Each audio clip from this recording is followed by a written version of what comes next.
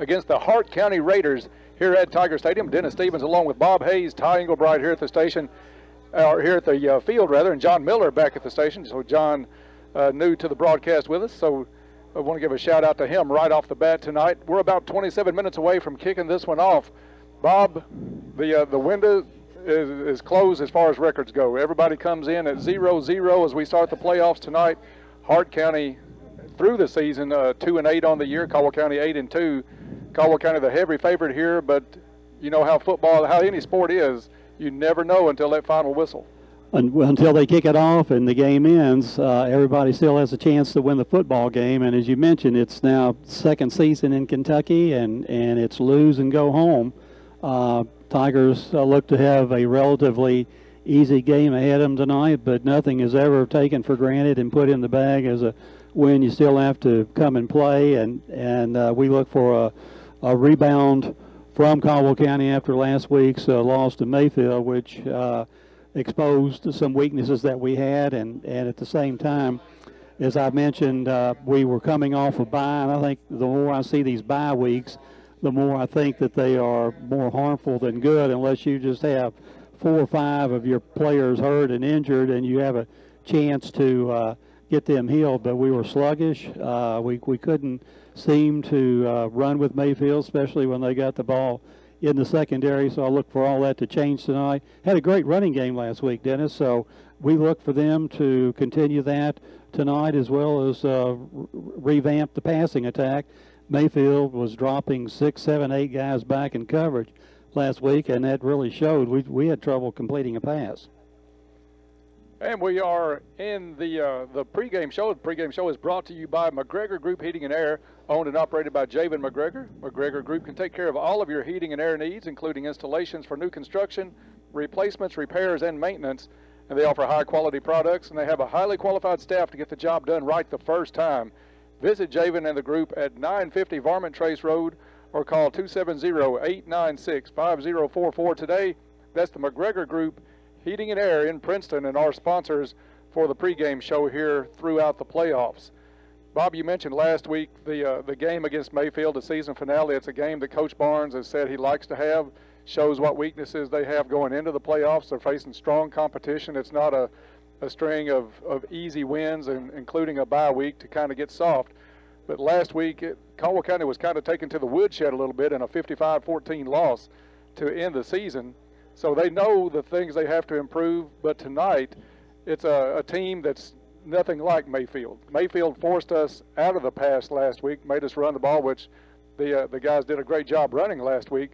But this team is one that I'm sure, will dictate our offense and do pretty much what we set out to do instead of having to respond to a defense like Mayfield forced us to do last week. I think you're exactly right on that, Dennis. We'll set the motion tonight, the tempo, if you will, and it'll be up to Hart County to counteract that, to try to stop us whenever we want to pass it or whenever we want to run it. Certainly 2-8 is not anywhere near what the competition that Mayfield has played. Mayfield now going into the playoffs with a 9-1 record. So it's a good and as Coach Barnes has mentioned to me several times in the past week, this same thing happened to us in 2012 when we went down to Mayfield and absolutely stunk up the place. Later on that year, we kept battling through the playoffs and eventually got to the final game against Newport Central Catholic in Bowling Green, and really should have won that game, but we didn't, and so we can hope for the same outcome this year. Well, I know you love the Lichtenhouse ratings. Caldwell County, depending on how you round up or round down, Caldwell County about a 47, 48-point favorite tonight over Hart County, so we'll see how that plays out. We're about 23 minutes away from kickoff. We're going to take a break. We'll come back and start looking at the offense for both teams, and we'll do that in 2 minutes, so stay tuned. You're listening to the McGregor Group Heating and Air pregame show and Tiger Football here on WPKY. Have you or a loved one been discharged from the hospital but not quite recovered enough to go home? Caldwell Medical Center Swing Bed Program is the answer you are looking for. Caldwell Medical Center Swing Bed Program can help patients that are recovering from stroke, joint repair replacement, IV therapy, post-hospitalization pain management, wound or major surgery, acute physical or occupational therapy. Call 270-365-0300 to see if Caldwell Medical Center's Swing Bad program is right for you. Caldwell Medical Center, located 100 Medical Center Drive in Princeton. Here at McGregor Group Heating and Air, we are so proud to be a part of this community. We want to thank you for the opportunity to serve you for all of your heating and air needs. McGregor Group Heating and Air specializes in residential, new construction, and light commercial installation, also servicing most makes and models. We offer fast service with polite and friendly staff. We provide our customers with a peace of mind by offering the best warranties in the industry, along with high-quality products. McGregor Group Heating and Air is located at 960 Varmint Trace here in Princeton. Give us a call today at 270-896-5044. We're the company that you can take comfort in. And welcome back to Tiger Stadium. This is the McGregor Group Heating and Air pregame show in Tiger football on WPKY. Bob, we are going to take a look at the offenses now. And Caldwell County's offense is being led, and I don't know if it would be a surprise to some people this year with the question marks to start the season, but Joby Jaggers is leading this offense with a passing rate of over 68% right now coming into tonight. He's 173 out of 256. The touchdown to interception ratio, I think, is great in a first-year player at 22 touchdowns, 9 interceptions. So his growth, I think, has been the centerpiece in what this Tiger offense has been able to put on the field, especially from the 4th, 5th game of the season on. For somebody who hasn't had really no varsity experience at all leading into this year, very few snaps last year, all coming in a mop-up role, he has performed well. And against pretty stiff competition and with a new offensive line, as we have mentioned throughout the year, and they're getting better. They're 10 games into the season now, so they ought to be pros, if you will. But Joby has a very accurate passer, throws a ball that's easy to catch, and generally has thrown for over 50% in every game that he's had this year. So if he's on, the opposition really has trouble on their hands. And I think one of the great things, the touchdown mark at 22 right now is great. We'll talk about the receiving core in just a minute. But I think the biggest key to his success this season has been he's still in single-digit turnovers as far as interceptions, only 9 turnovers through 10 games. That was a key, I think, of having a brand-new quarterback with a brand-new offensive line coming in. You couldn't turn the ball over a lot and stay in a lot of games. You would expect something like maybe a fumble, maybe an interception, let's say 2 per game. He'd be up to 20 right now, and when he is only up to 9, you know that he's protecting the ball. And a couple of his interceptions have come late on throws maybe to end the first half or something where they were meaningless interceptions. So when you get right down to it, he's not laid the ball on the ground or he's not thrown it up. He's thrown it up for grabs 3 or 4 times, but you know every quarterback does that. Right. And no, he's been the stir that has stirred our drink this year. And then just lately, we've rebounded with a running attack to some degree, and we hope we can keep developing that, because that would keep defenses in the future from just covering our receivers. And we saw what Mayfield did last week. Mayfield dared us to run the ball, and we did. And with their great speed in their secondary, they made it tough for us. Well, the segue I want to go before we get to the receivers, you touched on it, a brand-new offensive line this year. You came into the season with 5 new starters, and they have really progressed just about at the same level, if you want to admit it, as Joby has this year. All those kids have really and no seniors at that with them in the line, no seniors, so that meant no experience for those kids. So they have really come on at a great level all year. They've taken each game one at a time. They've seen their improvements. Coach Barnes and his coaching staff, I think, have done a great job working with them on what they see in film, where they can improve the next week. And it's been just a gradual improvement. And you saw a team that a lot of people, I still have the article here, predicted this team to be 6-4 at best at this point of the season, coming into tonight's game at 8-2 and the #1 seed in our district, which means we're at home as long as we stay alive.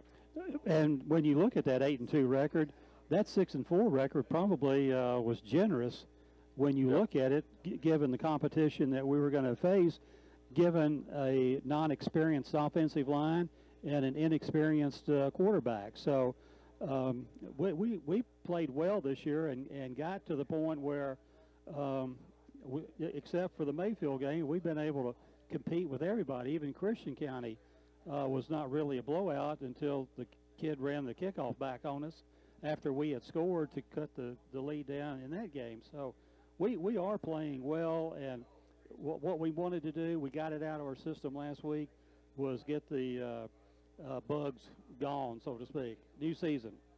Just under 17 minutes left before kickoff. Bob, taking a look, staying with Caldwell County's offense. We'll look a little bit at Hart County's in a minute, but not a stellar offense by any means. We should have a pretty good time with this one tonight when we get to the defensive look after the next break.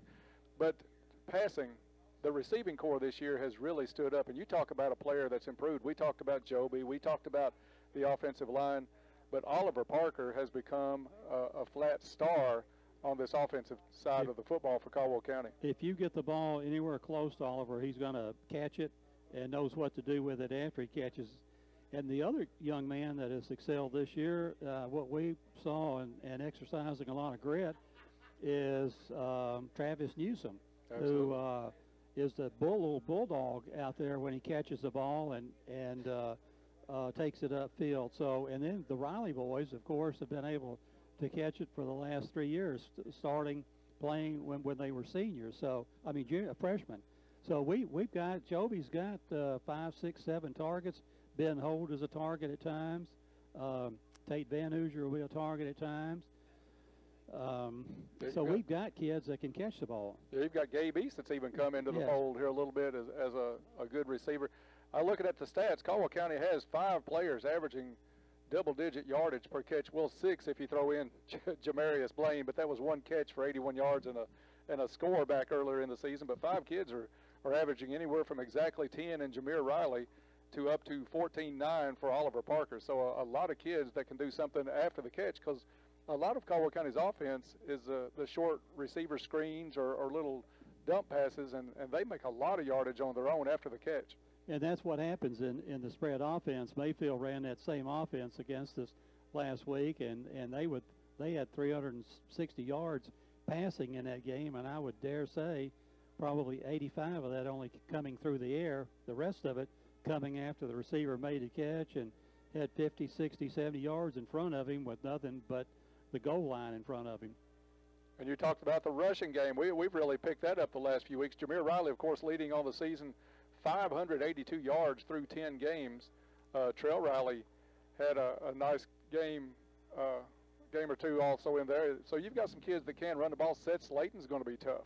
He's got 141 on the season, but he's showed some signs. You get into that short yardage offense, Dylan Gray gets in with that heavyweight backfield. Dylan Gray can pick up some yardage for you. So passing is not the only thing we bring to the table. We can put the ball on the ground too and really make some things happen with Jameer and Dylan and Slayton. And in that Mayfield game last week, Jameer runs for 160 yards. So against a pretty stout, tough Mayfield defense. So that's a sign in itself that we have the ability to have a ground game, and coming late in the season, that's good news for us. Taking a look at Hart County, as we said, they come in at 2-8 on the season. They got here by a win over Adair County to get the win in that district. So only one district win on the season for Hart County. They've only scored 184 points on the season, and most of theirs is coming on the, if you will, pardon the pun, shoulders of John Shoulders, who will handle the quarterback duties tonight for Hart County. He's 1 yard shy of 1,000-yard passing on the season, but has only attempted 124 passes on the year. So it's not a prolific offense by any means, with only 184 yards on the board this year. But they are, according to Coach McClung, quotes from him, this is a team that's improving. Their 2 best point totals are the last 2 weeks of the season. The other thing that Hart County has done this year on offense, they started out initially in the wing T and not much of a spread or passing offense. They got into the game with LaRue County and opened it up a little bit. And from that point on, they've been featuring the spread offense probably 75, 80% of the time, and only going to the wing T when they had short yardage situations like that. So they've made sort of a switch in season to try to bring more offense and more points on the scoreboard. Well, that's a look at the offenses for both teams. We're just over 12 minutes away from kickoff here tonight in the first round of the playoffs, Caldwell County and Hart County here at Tiger Stadium. We're going to take a break. We'll be back and look at the defenses for both teams, also special teams, and a couple other tidbits, so stay tuned. We'll be back in 2 minutes. You're listening to the McGregor Group Heating and Air pregame show and Tiger football on WPKY. Have you been a victim of debit or credit card fraud? Farmers Bank and Trust can help lessen your risk of getting taken advantage of. As our customer, you have exclusive access to a security feature in our app that will allow you to turn your debit card off while you're not using it, then turn it on instantly when you need to use it. Keep your information safe. Log into our free app to use this feature, increasing the security of your information right now. Not a Farmers Bank customer? Come down. Let us set up your account and start protecting you from potential fraud opportunities. This is not a guarantee that your information will not be compromised. This is an increased security measure. Farmers Bank and Trust, member FDIC. Hello, this is Keisha Fulcher, CEO of your Community Medical Clinic. At Community Medical Clinic, we're committed to not only taking care of you when you are ill, but also in keeping you and your family healthy and strong throughout the year. Prevention and early detection are two vitally important ways you can assure that you and your family remain healthy and strong. Community Medical Clinic is partnering with the American Cancer Society to bring you Flu Fit Days. It's time for your annual flu shot, so why not use this opportunity to screen for and possibly prevent the progression of colon cancer. Colon screening is recommended for healthy men and women ages 50 to 75.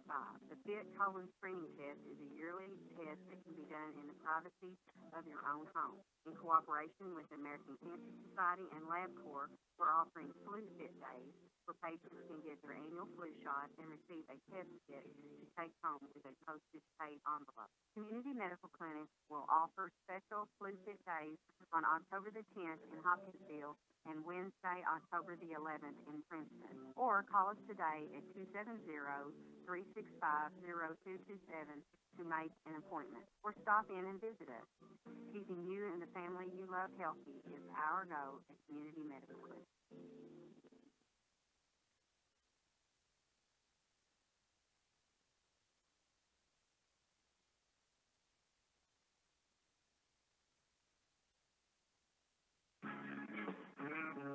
Mobile deposit is here.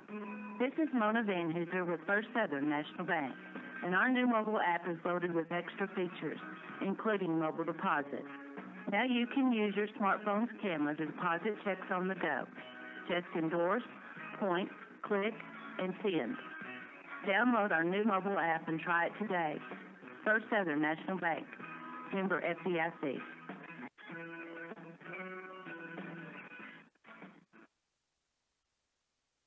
Big day? Yeah, I have a lot on my plate. I can see that. McGriddles, hash browns, and a coffee? Well, I do have a big to-do list. Well, I have a big to-do list, too. Crispy hash browns, fluffy eggs. That's your to-do list? I'm part of it. I also have crispy bacon, flaky biscuits. No matter what your day brings, there's a McDonald's for every morning. Try your favorites on the breakfast value menu, like the sausage biscuit, or any size freshly brewed McCafe coffee for $1 each.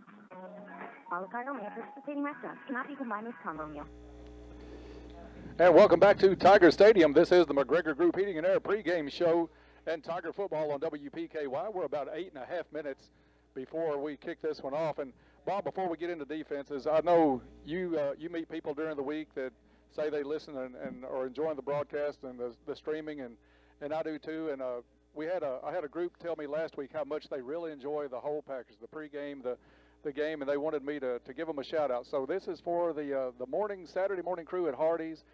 I would go out there a lot before golf for years, Bob, and I would see Tony, and she would have a smile or tell a little story. We'll chat just about every week. So we were talking some last week, and they said how much they enjoy things, and they actually, we like to give them a shout out just to say hi. We love that they're listening, but they also help out the football players. They've got a little deal that the football players can come out there for some reduced rates. So we thank them for doing that for those kids and helping them out on tight budgets and allowances or what have you when they come in after football practice. But a shout out to my friends at Hardee's on the Saturday morning crew from us here at WPKY. And that's the beauty and pleasure of doing this, Dennis, just to be able to be the eyes of the people listening to us, and hopefully we're able to deliver what's going on the field so that they're not having to guess what is happening, and that's just an immense amount of pleasure and satisfaction to me to be able to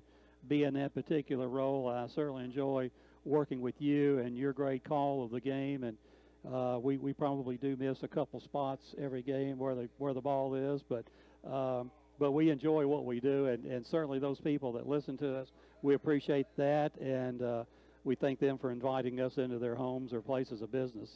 Yeah, we sometimes we'll miss one, but we'll get an A for effort every week. Now, I don't know about all the other stuff, but we'll be right there giving it the best shot we can.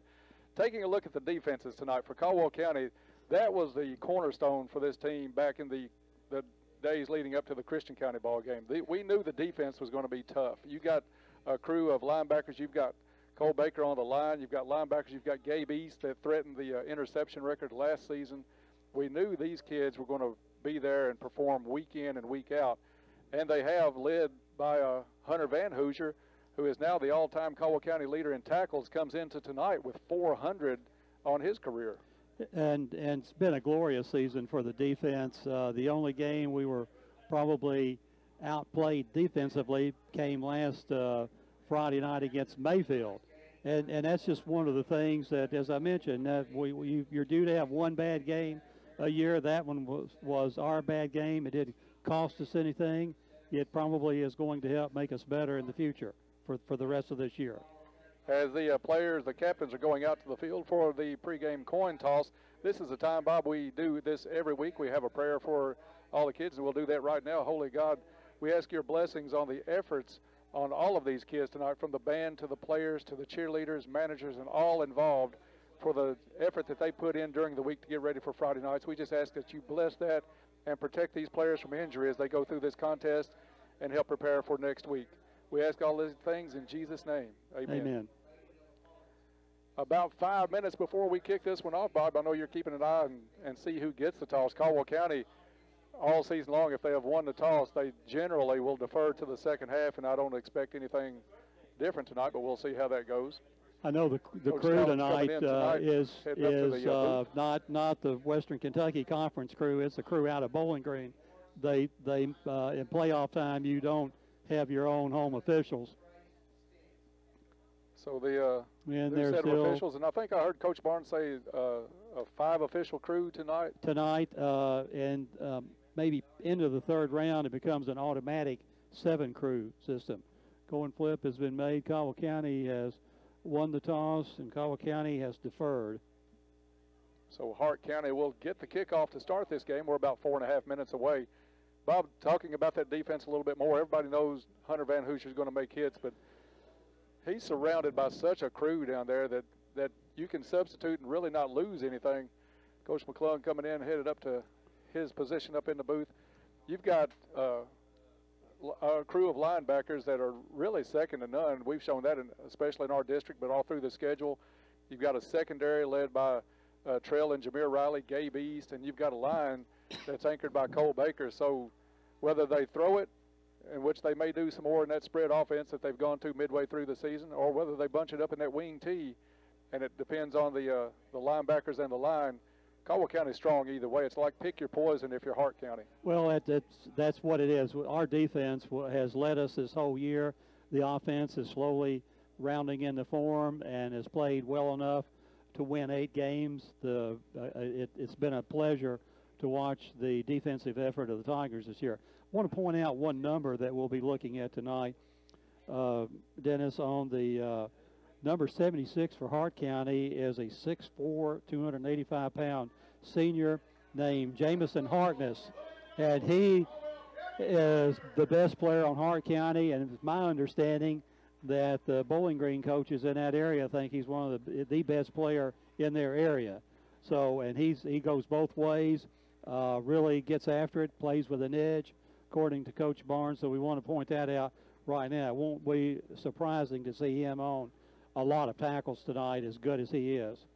And one thing I do want to point out, a little story that I heard during the week, and I won't make it a long one, but Cole Baker really impressed the Mayfield coaches last week. Mayfield, I think, was able to talk to some on our staff and said, that kid, we tried to double team him all night and couldn't do it. That's the one kid that really stood out defensively. is Cole Baker. So that's the performance we're going to expect. We're getting beat 55-14, and Baker's still out there impressing the opposing team with his plays. So that's the caliber that we put on the line, in the linebacker line, and then in that defensive backfield.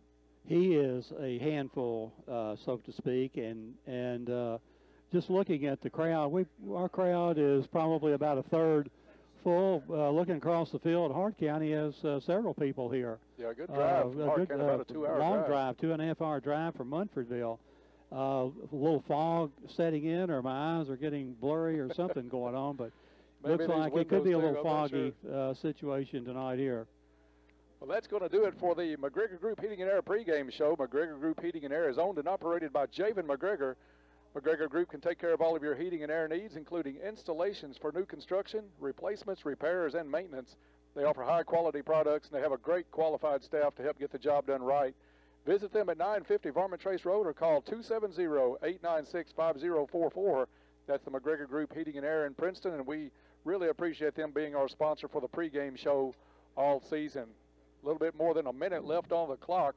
Bob, the tidbit I was talking about for the pregame show, we're not far away from basketball tipping off, and we've got a holiday classic coming up the week after Christmas that's going to feature about 16 games coming up. So we just want to give a tip of the hat to those that are setting that up, getting that organized, because last year was great. This year they're expecting even better. We've got great teams coming in for that basketball spectacle, and it's after Christmas. Setting the ball up on the tee right now is number 40 for the Tigers, Boyce Nichols. Back deep for Butler County is number 9, Davion Wood. And for the call here in the game, Hart County versus Caldwell County, round 1 of the playoff, is Tiger sportscaster Dennis Stevens. Thank you, Bob, and we're going to open a window, get rid of a chair, and get ready to kick this one off. It is playoff time in Kentucky, and Caldwell's looking to take the first step. Of course, we are the number 1 seed in the district, so it's home field as long as we stay alive right up to the state semifinals. So the road to Lexington starts tonight for Caldwell County against Hart County's Raiders.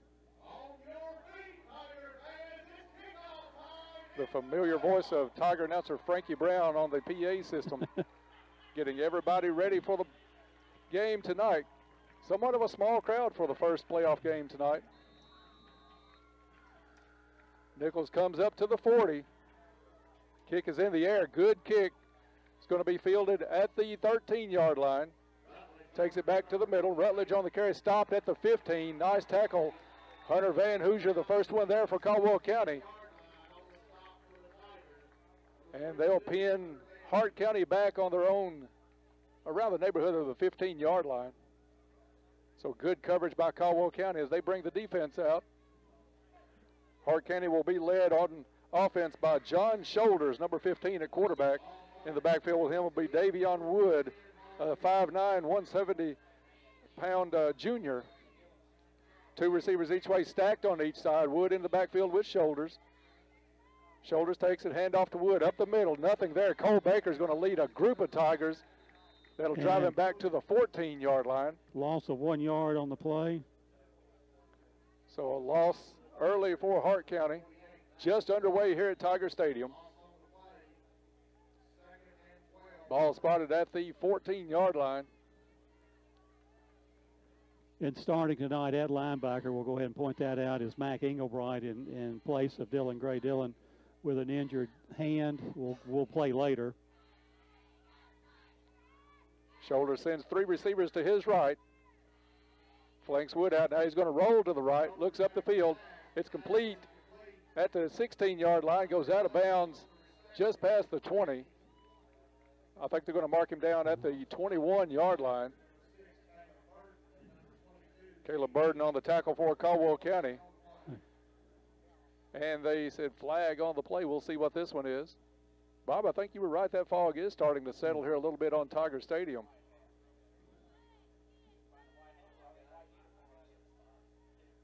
And here he comes to give us a call on this one.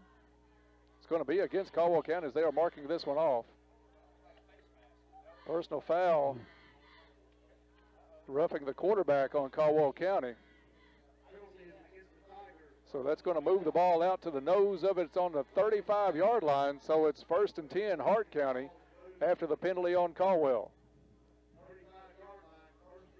Shoulders in the backfield, one back, two receivers each way. He's going to roll right again, same play, sets up, it's complete, shy of the 40. The tackle is going to be made at about the 41-yard line. Caleb Burton again on the tackle for Caldwell County. It'll bring up 2nd down and about 6 for the Raiders of Hart County.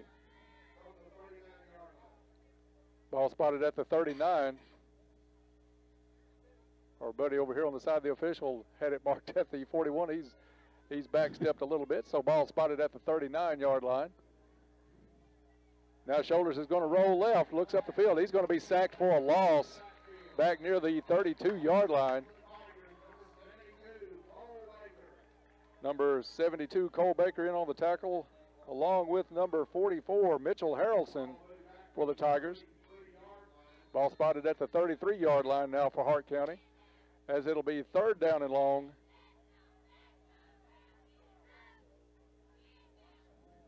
Caldwell County is going to bring Englebright up to the line on this one from the linebacker spot. Shoulders puts Wood to his left. Flag on the play is going to stop this one. And this one will go against Hart County. Procedure against the Raiders will back them up 5 yards. And it's going to be 3rd down and longer instead of 3rd down and long. Brings up a 3rd and 18 for Hart County. 10:08 left in the first quarter. No score so far. First possession of the ball game for Hart County. Caldwell County won the toss and they deferred to the second half. So 3rd and 18 for Hart County from the 33-yard line. They'll put 3 receivers to the right. Nothing even resembling a wing T set. Caldwell County brings the blitz from Van Hoosier, passes up, and tipped again. First tip by Caldwell County's Jameer Riley, then tipped by a Hart County player, and it falls incomplete at the 45-yard line. I think Jameer would like another try at that. I think the jump was just a little bit early. I think Jameer would like another try at that, and I think the Hart County receiver would like another try at both that. of them We're lucky had a hand on that. He didn't catch that rebound. So Hart County will bring out the punt unit. They'll make contact at about the 15-yard line. Looks like Caldwell County is dropping east back. Kick is up. Nice kick. It's going to take a bounce at the Caldwell 45-yard line. Fielded at the 42. Gabe East tried to go back to the middle, turned around. Now he's going to go up the sideline on the far side. Still on his feet at the 40. Cuts it back up the field at the 30. They're going to say he stepped out of bounds, though back at the 34-yard line.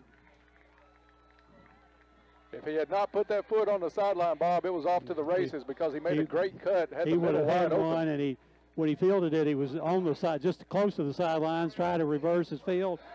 It was stopped immediately, and then went back down the sideline, and now Caldwell County has it at the Hart County 35-yard line. Let's call it the 34. Let's say the 34. And Joby Jaggers will bring his offense out for the first time. He's going to have 3 receivers split to the near side. Jaggers takes it, looks to the far sidelines, complete at the 30. Travis Newsom's going to be hauled out of bounds across the 30 down near the 28-yard line. Let's see where they'll spot this one officially. So a good route by Newsom. They're going to spot that one at the 28. So 2nd down and 4 for Caldwell County. And the official talking to some of the Tigers in the backfield. I think they've got whatever it was settled. And the clock back rolling with 9:12. Caldwell County's 2nd down and 4. Handoff goes to Jameer Riley, goes up the middle, tries to bounce it outside. He's thrown for a loss, but a flag on the play. And it's going to be a hold against Caldwell County. The middle closed up quick on Jameer. He thought it saw a hold, tried to bounce it back in. Hart County closed that up, and the flag came in for a hold against the Tigers.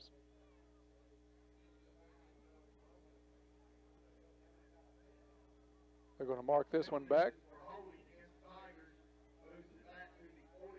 Ball spotted at the 40. And it's going to be 2nd and 15 for Caldwell County. East is going to go far sideline with Newsom. You've got Holt and Parker on the near side. Now they're going to put Jameer Riley also out. Now Jameer comes back into motion behind Joby. He'll set up to the right shoulder. He'll take the fake handoff. Swing pass over to Parker. Parker's got some room. He's across the 30, the 20, down to the 10. Pulled down just shy of the goal line at the 1-yard line. Great job. Little swing pass over to Oliver Parker. Nice block over here by Ben Holt, I think that was. He got a beautiful block from Ben Holt that time to set that play up and to spring him down the sideline to the 1-yard line.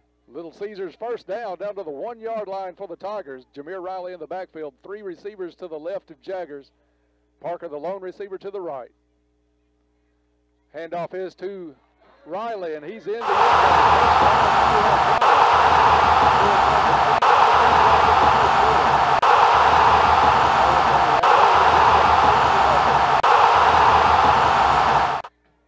Parker's got some speed, Bob, but he did get cleared on a great block by Ben Holt on this sideline. After that, it was clear sailing until the linebacking crew caught up with him down in the corner.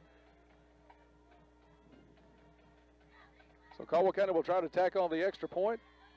Parker will have the hold, and Nichols will have the kick. Another player, we talked about a lot of kids that improved over the course of the season. Boyce Nichols has really come on strong. He's actually won a couple games for the Tigers with last-second field goals this year. Snap is down, kick is up, and it is good. So with 8:22 left in the first quarter, Caldwell County leads this one 7-0. We'll be back in 30 seconds. This is Tiger Football on WPKY. Here's a reminder from your Princeton Electric Plant Board. Meter tampering is dangerous. Tampering with an electric meter is not only dangerous, it is dishonest and against the law. Stealing electricity by tampering with an electric meter may result in your arrest and can even risk your life. Tampering with meters results in increased utility bills that everyone has to pay. If you see anyone tampering with an electric meter, call the Princeton Electric Plant Board right away at 270-365-2031. Princeton Electric Plant Board, Princeton's #1 energy source. And back to Tiger Stadium. Caldwell County leads this one 7-0. 1-yard run by Jameer Riley put Caldwell County on the board. Pass that set that up was Joby Jaggers to Oliver Parker down to the 1-yard line. Nichols has this one teed up. Caldwell County kicking towards the Cab building end as Hart County will be going towards Marion Road end here at Tiger Stadium.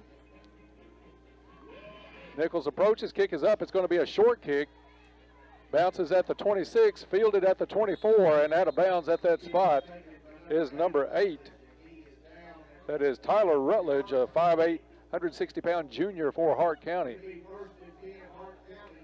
Bob, we had some pretty rough weather last Friday night, a lot of rain before the game, kind of eased up during the contest, but this field looks like it's in great condition tonight. I was just thinking the same thing, Dennis. We got through the game last week without a lot of disruption to the field, and it's beautiful looking tonight. Hart County comes up 1st and 10 from the 24-yard line, trailing this one 7-0. Shoulders with Davion Wood in the backfield. Shoulders is going to roll right where they've had a little bit of success. Misses a tackle. Now he's going to be pulled down for a loss at the 20-yard line, and that's number 63. And 63 is Devin Kilgore with the sack. Ball back to the 20-yard line, so 2nd down and 14 for Hart County. Good play by Kilgore. He gets the sack. And Hart County has yet to show any of that wing T concept, Dennis. It's still trying to go from the spread formation. 2 receivers each way for Hart County. Nearest side covered by Jameer Riley. Shoulders takes a high snap, pulls it down, flag on the play, and the handoff is to Wood. Gets up near the 30-yard line, but we'll see what the call is. It's against Hart County. I saw the tail end of the signal. Motion.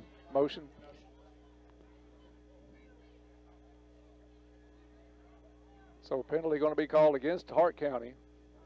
Going to bring up it to Cole Baker. Cole's going to see what he wants to do on the play.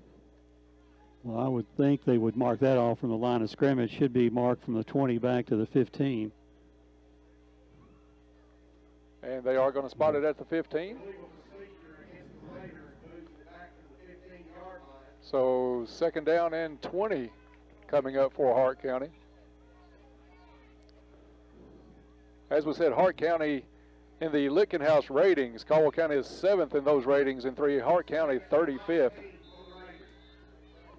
So Caldwell County a big favorite tonight coming in this first round of playoffs. Shoulders in the shotgun. Handoff is to Wood. Woods doesn't get much there. He gets back maybe across the 15 to possibly the 16. Not much there, though. Burton again in on the tackle for Caldwell County. Also Harrelson, I think, was in on that one. No gain. They spot it back on the 15. So 3rd down and 20 now for Hart County. They're going to try a 3-receiver set to the left with Wood in the backfield. 1 receiver far side. Shoulders drop straight back. He's got some pressure. Now he's going to tuck it and run towards the sideline. He's across the 25, pulled down from behind at the 30-yard line. I'm not sure who it was that pulled him down on that far sideline. Van Hoosier in the area. They're going to give the tackle to Van Hoosier. So it'll be a 4th down for Hart County. Going to bring up about 4th and 4. But the Hart County in punt formation. Kick is up. Low line drive kick. Jameer Riley was back. Now he's going to let it roll dead at the Caldwell County 35-yard line. The Tigers will take over there. With 6:25 left in the first quarter, Caldwell County leads this one 7-0.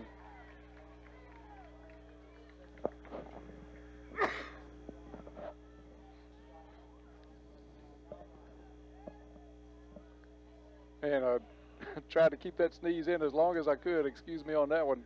Caldwell County will take over at their own 35-yard line. A little bit of a breeze here tonight, but a great night to play ball. It's probably low 60s right now at game time. This fog would not be here. It'd be a great night. Handoff is Riley. Bounces outside. Got a great block. He's up across the 40, near the 45-yard line. Trell Riley added a block late in the run, and Jameer is able to get it all the way out to the 44-yard line for Caldwell County, where it'll be 2nd down and 1 for the Tigers. They are quickly back to the line of scrimmage. 1 receiver far side, 3 receiver set to the right. Jaggers comes this way to Parker. It's complete at the 45. He's across the 50 and down to the 48-yard line of Hart County.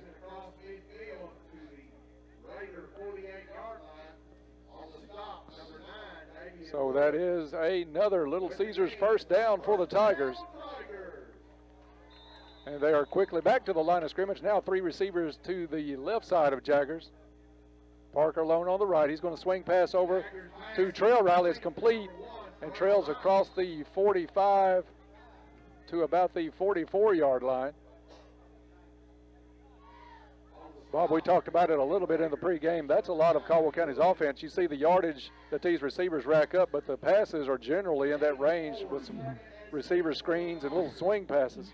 Joby's on his mark tonight. All 4 passes so far he's thrown have been completions. Hand off to Jameer Riley. He's across the 40, breaks it outside, now turns back up the middle across the 30, dragged down from behind, just shy of the 25-yard line. We'll call it the 26 if they go by the official's mark on the side. Flag on the play. Looks like they pointed Caldwell County's way, so this one will come back right before I started to say a Little Caesars first down. It is not. And we'll see what the penalty is. Probably a hold. In the vicinity of one, right in the middle of the line. So they will mark this one back to the Caldwell County 46-yard line. It'll be 2nd and long for the Tigers. It was a hold right in the middle of the line, so the Tigers will have 2nd down and long with 5:10 left in the first quarter. Jameer Riley in the backfield, 2 receivers set each way for the Tigers. Ben Holt goes in motion. And flag down again. I'm not sure if Holt got set on that one, what the call is on this one. They're going to back Caldwell County up 5 more yards for procedure. I didn't look like being turned up the field when he's set at the back of the line, but I think he was set too, Dennis. So we're not sure what that was. So empty backfield for Jaggers. He's going to have 2 receivers to his left, 3 to the right. Ben Holt in motion all the way across the field this time. Snap is back. Jaggers has it, looks down the field. He's got Parker complete at the 40. Parker dodges the tackle. He's got the sideline, a blocker in front of him. He's to the 20, the 10, turns it back to the middle. Touchdown, Caldwell County. Jaggers to Oliver Parker.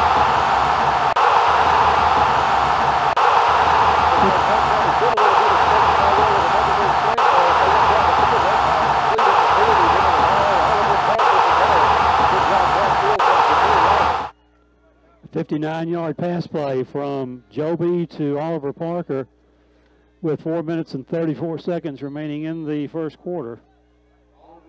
Nichols on to try the extra point. Parker for the hold.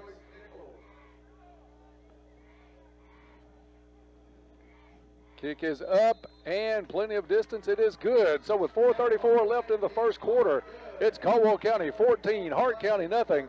We'll be back in 30 seconds. This is Tiger Football on 103.3 The Tiger. Fredonia Valley Bank is offering 2 new interest-bearing checking accounts, the Valley Advantage Checking and the Valley Advantage Plus. Come by Fredonia Valley Bank and let us introduce you to these 2 new accounts that will draw interest monthly. Everyone can use a little extra cash these days, so why not ask about the details today or check out our website at FredoniaValleyBank.com for rates and information. Fredonia Valley Bank is your real community bank with hometown-friendly service you can count on every time. 602 Cassidy Avenue, Fredonia, and 226 Commerce Street, Annville. Member FDIC and equal housing lender. Back to Tiger Stadium. Boyce Nichols will tee it up from the 40 as Caldwell County has jumped out on this one 14-0. 4.5 minutes or so left in the first quarter. 59-yard pass play. Jaggers to Oliver Parker, the last score for the Tigers. Nichols with the kick. Deeper kick this time. It's going to drive Hart County all the way back to the 9-yard line. That's Wood. He turns it back up the middle. He's going to be hit by Van Hoosier at the 15 and no more. Van Hoosier wrapped him up.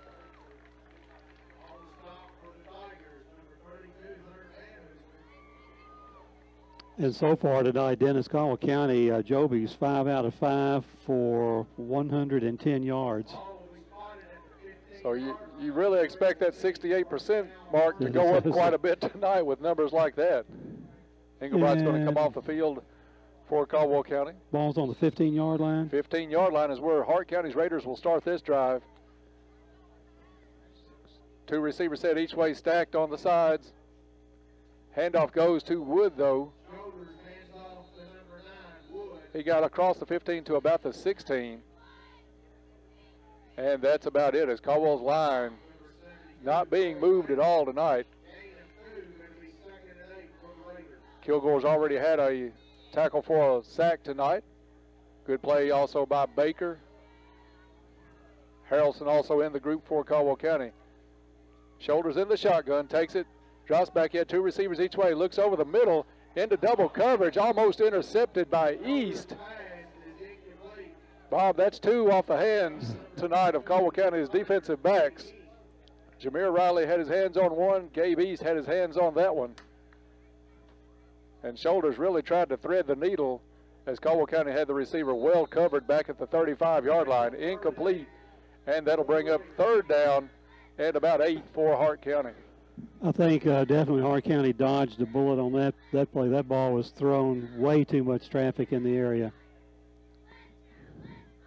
Stack sets on each side. Wood in the backfield. Shoulders has it. Handoff to Wood. He's going to be thrown for a loss back at the 10. Let's see who that is for the Tigers. May have been Kilgore again. It was number 63, Devin Kilgore. It's his 2nd tackle tonight for a loss. And Hart County is going to have it back at their own 13-yard line. So the punter's going to come out. He'll receive this one right at his goal line. Caldwell County drops Riley back at the 40. They bring everybody. He gets the kick away. Kicks a little spiral, takes a Hart County bounce, but doesn't get to the 40. Great field position coming up for the Tigers. Bob, Caldwell County's brought everybody and their brother on that one, trying to block that one at the goal line. He just barely got that off. Took about a half a step, put the kick up. It'll be marked at the 35-yard line with 3:15 left in the quarter, and Caldwell County another golden opportunity to add to the 14-0 lead. Oliver Parker's going to be the lone receiver this side. Now they're going to bring Trail Riley also to this side. Travis Newsom on the far sideline. 3 receivers here for Caldwell on the near side. Handoff is to Riley. Bounces off a tackle at the line of scrimmage. Picks up something out of nothing, really. Gets it all the way up to about the 33-yard line. So a good second effort by Jameer Riley.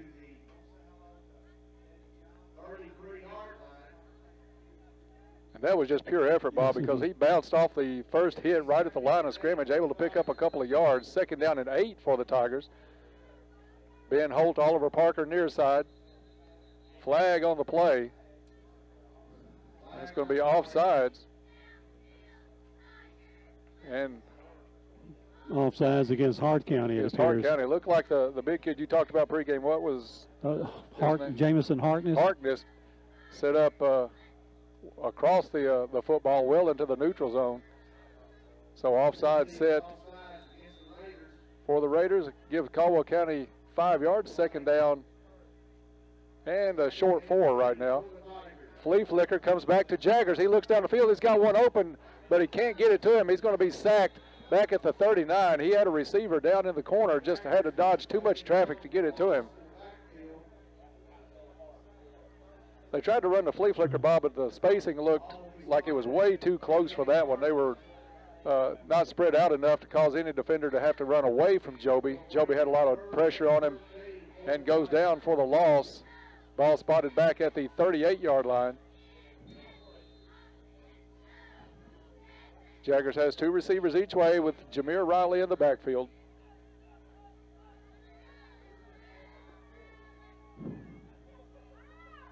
They change the play at the line of scrimmage. Jaggers takes it, drops the snap, picks it up. Now he's going to roll to his left, looks down the field. He's got a receiver open and complete.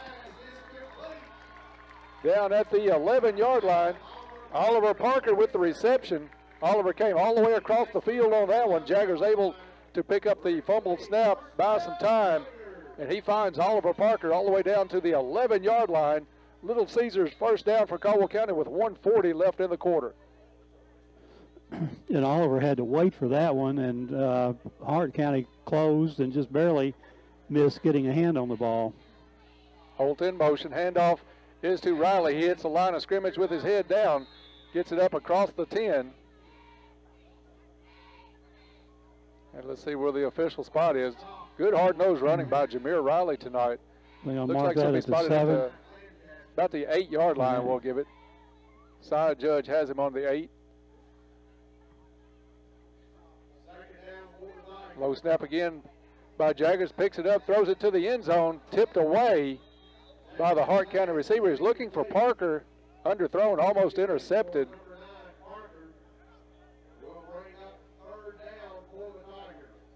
That was number 31 for Hart County. Got his hands on that one to bring up third down for Caldwell County. They can get a first down, but it's going to be almost to the goal line. Swing pass out to Jameer Riley. Wants to go up the middle, picks his way, takes a hit, and dropped at the 6-yard line.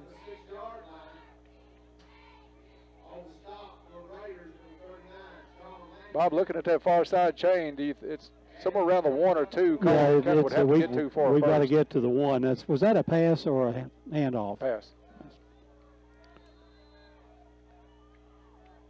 And the Tigers are going to keep the offense on the field. 3 receivers to the left. Riley in the backfield with Parker near side. Jaggers takes it, drops back. He's got Newsom dropped, incomplete.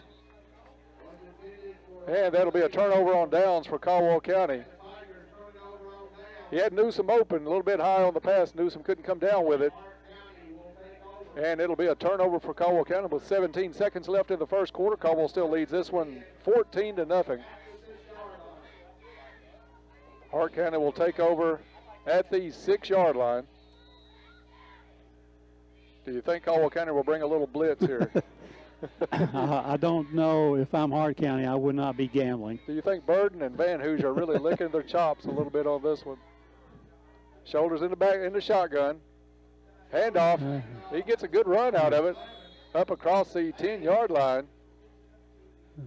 A third run of 7 yards on that play. That's number 9, Davion Wood. Van Hoosier on the stop, but Wood gets a little breathing room away from that goal line. And that's the end of the first quarter. So after 1 quarter of play, Caldwell County leads this one 14-0. We'll be back in 1 minute. You're listening to Tiger Football on WPKY. It's that time of year when you'd like to have a little more light around your home, farm, or business, so you can do more things outside. And light for security. That's it from Penny Rile Electric. Make those lights LEDs. LED bulbs last much longer, cost much less to operate. Penny Rile Electric members can enjoy the safety, convenience, and peace of mind with security lights wherever you need them. For more information, call your friends at Penny Rile Electric. Penny Rile Electric, your touchstone energy cooperative. Planters Bank, located at 208 North Jefferson Street, is locally owned and operated with a strong, sincere focus on customer service. Planters Bank has a diverse team of seasoned professionals in Western Kentucky and Clarksville, Tennessee. Since first opening their doors, Planters Bank has made a name for itself as an energetic player in the financial services market. Stop by and talk to the friendly folks at Planters and find out about the YouTube Rewards program. Planters Bank, member FDIC, and equal housing lender.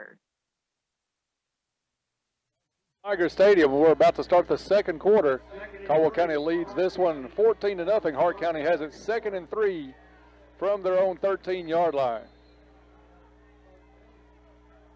Shoulders in an empty backfield. 3 receivers to his left, 2 to the right. Rolls to the right a little bit. Now he turns it up the field, keeps it himself, and he's across the 15-yard line.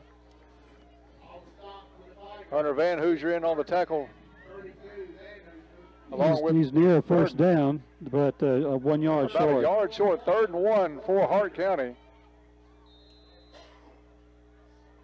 As they spot this one on the 16-yard line, looks like.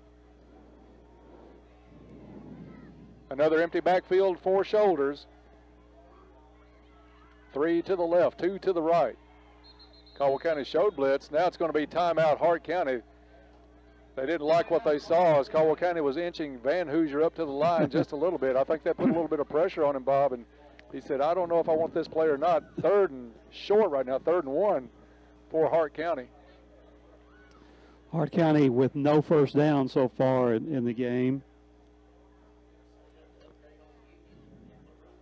Except on the penalty. Except right on the penalty, yes. In the first quarter. Caldwell County looking to win tonight. They'll play, if they win tonight, they'll play the winner of Union County and LaRue County. I think Tillman playing Edmonson County, and Trigg County had to make the trip to Elizabethtown tonight.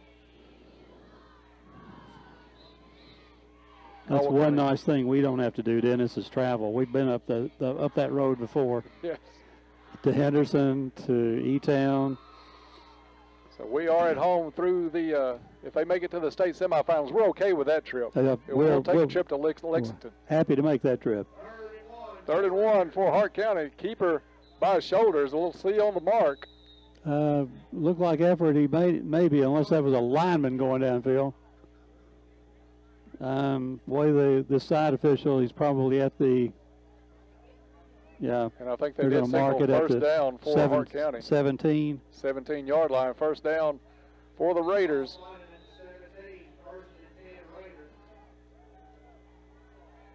They were pinned deep. I think they were at the, what was it, about the 6 where they started this drive at, as Caldwell County turned it over on downs. Yes, started at the 6. 2 receivers set each way. Receivers stacked on both sides. Wood in the backfield with shoulders. Handoff is to Wood. Turns it up the middle. Not much there for Wood. 48, Englebright in on the first hit, along with Burden.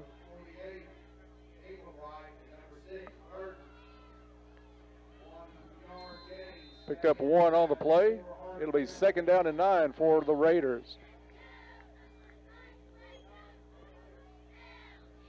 Stay tuned at halftime. Bob Hayes will have all of the first half stats. We'll look ahead to the second half.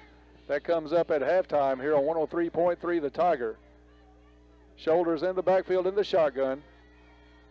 Kicks Wood to his right. Now Shoulders wants to turn it up the field. Looks again up the field, pulled down from behind. It'll be at best back to the line of scrimmage, but it looks like a loss on the play. Mac Englebright on another hit for Caldwell County. And it's going to be 3rd down and 10.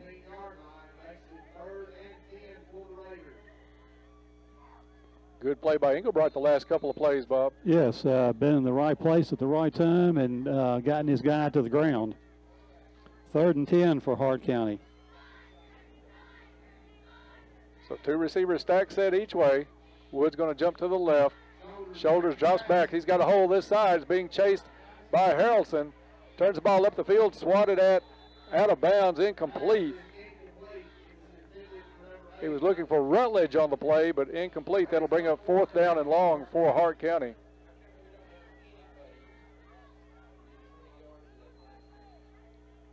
And the Tigers will get this one back in good field position. And Bob, you mentioned, did you say Gray is expected to play a little bit tonight if needed? But I don't know if they'll get him in just to get some action. Flags on the punt attempt by Hart County. This one's whistled dead. See if it goes against Hart County. Offsides against Caldwell County.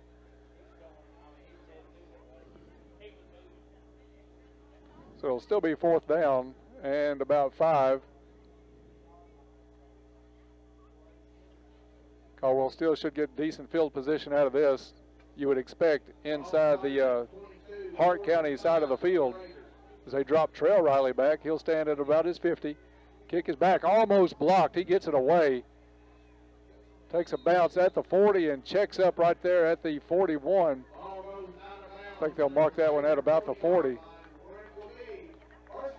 But that was, I think that was Newsom that almost had the block. And that's something, obviously, we picked up on film this week, Dennis, because we've had 2 massive punt block attempts, and that punt only covering, see what we got here, punt only covering 18 yards. So Caldwell County has 3 receivers set to the left. He goes to the right, complete on the far sideline, up to the 35.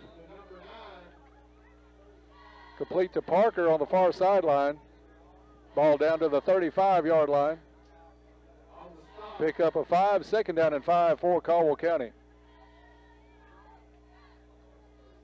Hustling off the field is going to be Parker. Caldwell County with 3 receivers to the left, 1 to the right. And they bring the receiver to the right in motion. He takes the pitch up to the 35, the 30. He's got some room across the 25. And that was number 11, Trace Olden, on the carry. And gets down to the 23-yard line. Nice run by Olden. Olden, a 5'6" junior. Parker back in the game. Olden out after the play. 3 receivers set, led by Parker on the far sideline. Newsom to the near side. Quick pass over to Newsom. It's complete at the 18. Lowers his head, gets across the 15. Drags a couple of white jerseys with him. He's saying his knee never touched. But he's going to be marked down at the 11-yard line. But Travis hopped up, Bob, like he rolled over a couple of players. Didn't feel like his knee or elbow ever touched. But he is called down at the 11. So it is a Little Caesars first down for Caldwell County.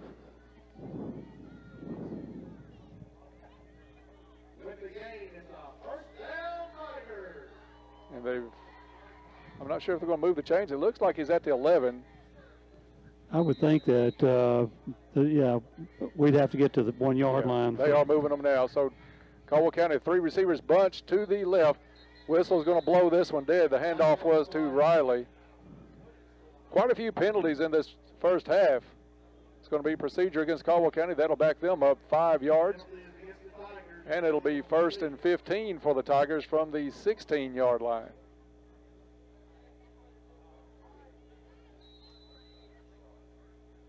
Three receivers to the right. Newsom to the left for the Tigers. Jameer Riley in the backfield. They go back to Newsom, lowers his head after the catch at the 11. He's up to the 10-yard line. Newsom with the catch up to the 10 for the Tigers. Newsom, a hard-nosed runner after he catches that ball. Bob. His first move is to spin, see if anybody's there, then lower that head. Riley takes the fake handoff. Pass is complete and dropped. He had Ben Holt.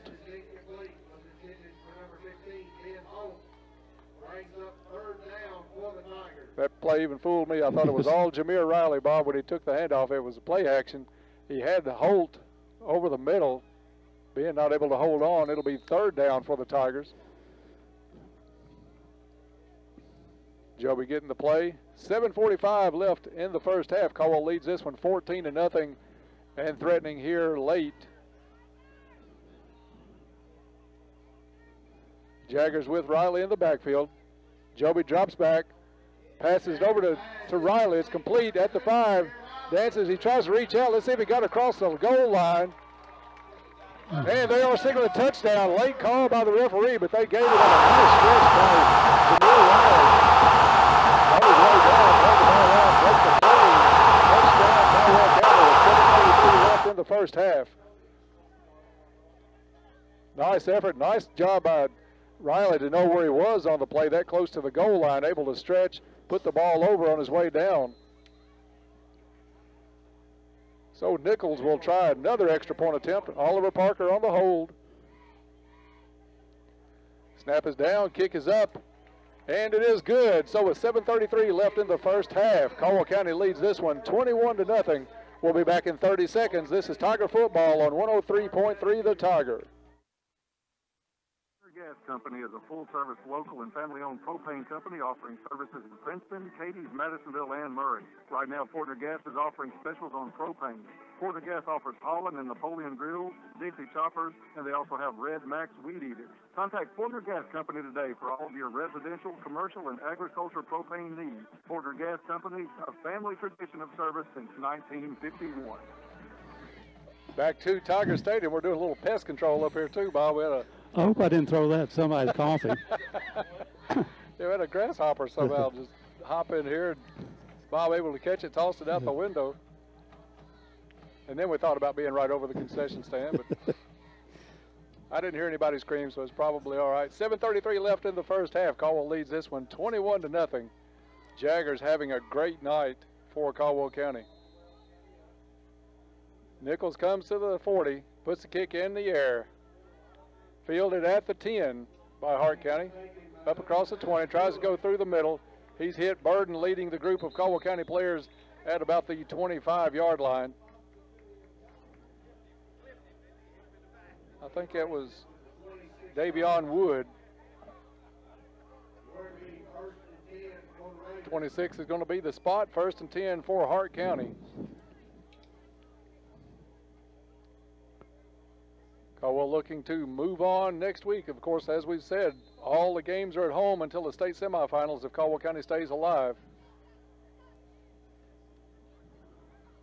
And you never want to look too far ahead, but I'm sure they would like a rematch with Elizabethtown, a team that has put them out of the playoffs the last 2 years in the regional finals. But first things first, it's Hart County tonight. Shoulders takes the handoff, gives to Wood, tries to go off the left side. He's hit and dropped after about a yard gain. Dylan Gray in. He is seeing some action, Bob, as you talked about in the pregame. Had a little bit of an injury, heavily wrapped up right hand. So pickup of 1 for Hart County. Gray on the tackle, and the clock ticks to 7 minutes left in the first half. 3 receivers set to the far side. Shoulders has 1 receiver to his right. Wood in the backfield. He drops to the right. Shoulders fakes. Now left-handed throw. Flag on the play. It's looked like he signaled incomplete, but looked like he came down with the ball. Flag did come down from the back judge, so we'll see what that call is. Hold is being called against Hart County. Little discussion down there. Bob, a heavily penalized ball game tonight. A lot of little short 5-yard penalties.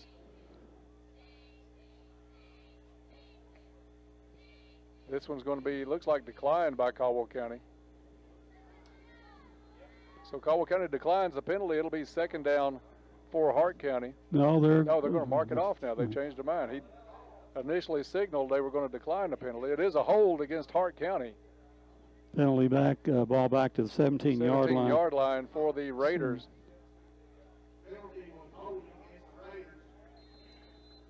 So Hart County will come up second down and long, 3 receivers to the right. Second and 19 for Hardin. Jameer Riley has the coverage this side now. Another flag before this one even gets underway. Caldwell County offside. The offsides against Caldwell County. Look like somebody probably just lined up again in that neutral zone. We've had a couple of those violations tonight. 5 yards back the other way. So second and 14 now for the Raiders.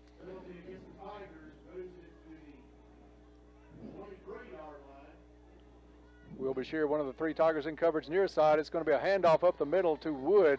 He's dragged down at about the 25-yard line.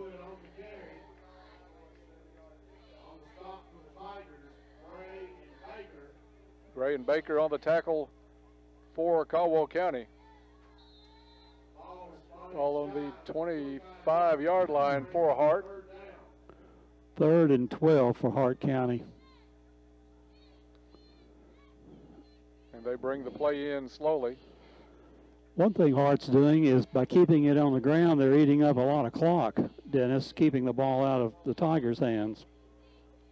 Of course, we really anticipated the running clock possibility a lot in this ballgame, with Caldwell being the heavy favorite as they were. It's going to be a timeout, Hart County, and we'll take 30 seconds. You're listening to Tiger Football on 103.3 The Tiger.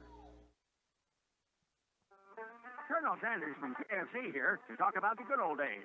Well, the good old days are still here in chicken form.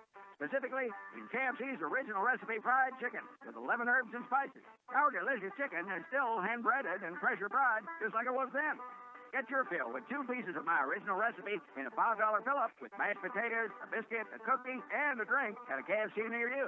KFC is still finger-licking good. At participating KFC, prices may vary. Tax check. Back at Tiger Stadium, Caldwell County leads this one 21-0, 5:51 left in the first half. Bob, you'll have the first half stats at halftime, but all Caldwell County tonight. Big night so far for Joby Jaggers. And for Oliver Parker, Oliver with 5 catches tonight for 138 yards and 1 touchdown. All right, now Caldwell County defensively, 3rd down and 12 for the Raiders. They have it at their own 25-yard line. Still staying in that spread.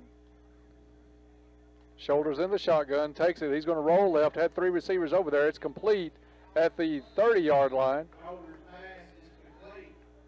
Baker and Harrelson in on the tackle for Caldwell County. And it'll be 4th down now for the Raiders. And again, Caldwell County should get this one in great field position. They've enjoyed excellent field position all night. This time East is going to be the one dropping back to receive. He'll be at his own 45 or so.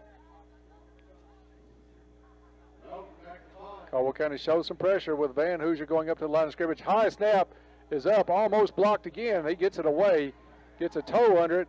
It's going to take a Raider bounce, and it'll be rolled dead at the 45-yard line of Caldwell County. Before the night's over, Bob, Newsom will get one of these. He barely missed another one. They have been dangerously close to having 3 punts blocked tonight, Dennis, dangerously close. So Jaggers will bring the offense out, looking to tack on to this 21-0 lead. in the ball game. First time tonight that we've seen is number 80, Cameron Traylor. He's receiver to the nearest to the sideline. They put Trail Riley in motion. He takes the pitch, looks for the far sideline. Stutter steps, gets up, and maybe picks up a yard before he's driven out of bounds on the far sideline. Hart County did a good job stretching that one out as Trail looked up the field the whole time. 2nd and 9 for Caldwell County. They'll give Trail 1 yard on the play. 3 receivers to the left, single receiver to the far side. And this one's going to be Trail Riley. He's got some room across the 50. He's got the sideline and the flag on the play as he's driven out at the 42-yard line. I thought they were going to call Caldwell County with procedure at the start of that play. They got away with that one, but let's see what this flag is thrown in the area of the 43-yard line. A hold against Caldwell County. So, Bob, we've ran, 6 offensive plays, and 3 of them have been penalized, 3 of the last 6 or 7. They'll mark this one off against the Tigers. Back to their side of the field and spot it at the Tiger 47-yard line.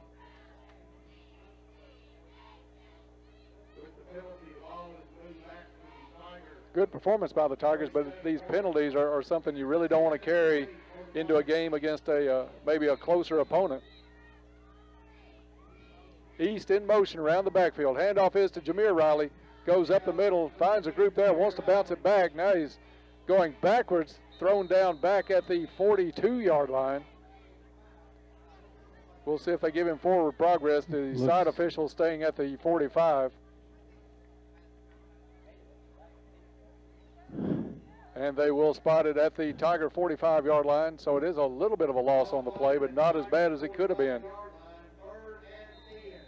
3rd and 10, Caldwell County, just over 4 minutes left in the quarter. In the half. I just noticed a wasp. What's a wasp doing out in November? East again in motion. Far side. Jaggers drops back, looks over the middle, lobs it up. He's got a man open. It's complete. And it's Parker again. Touchdown, Caldwell County. Jaggers for Parker really riding the board up tonight for the Tigers.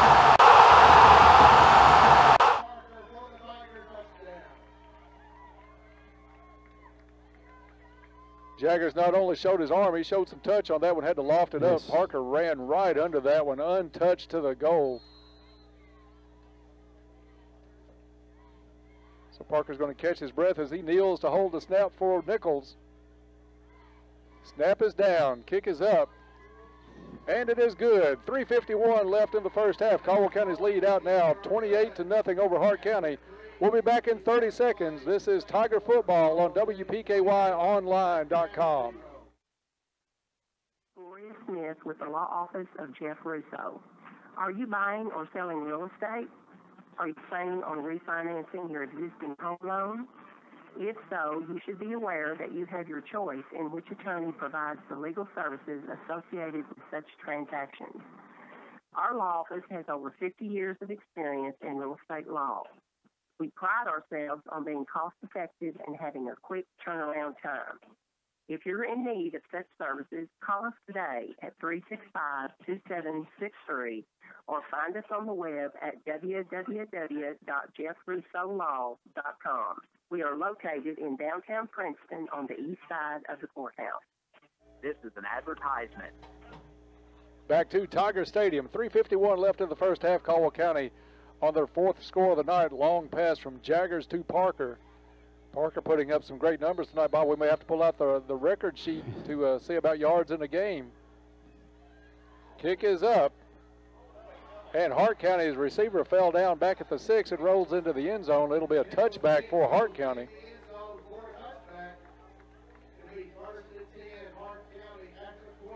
Hart County will take over 1st and 10 from their own 20-yard line.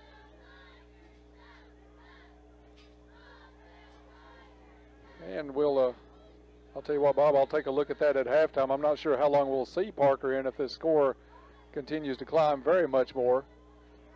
But Parker and Jaggers having a well of the night. You'll have all of those stats coming up at halftime. Defensively, a host of Tigers. You pick a name, they've probably got at least 2 or 3 tackles, it seems like tonight.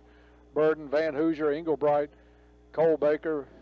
Everybody has played well defensively. It's spread out. The tackles have been spread out.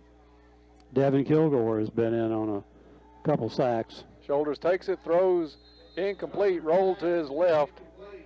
Good coverage over there. Again, Englebright on the coverage. Good job.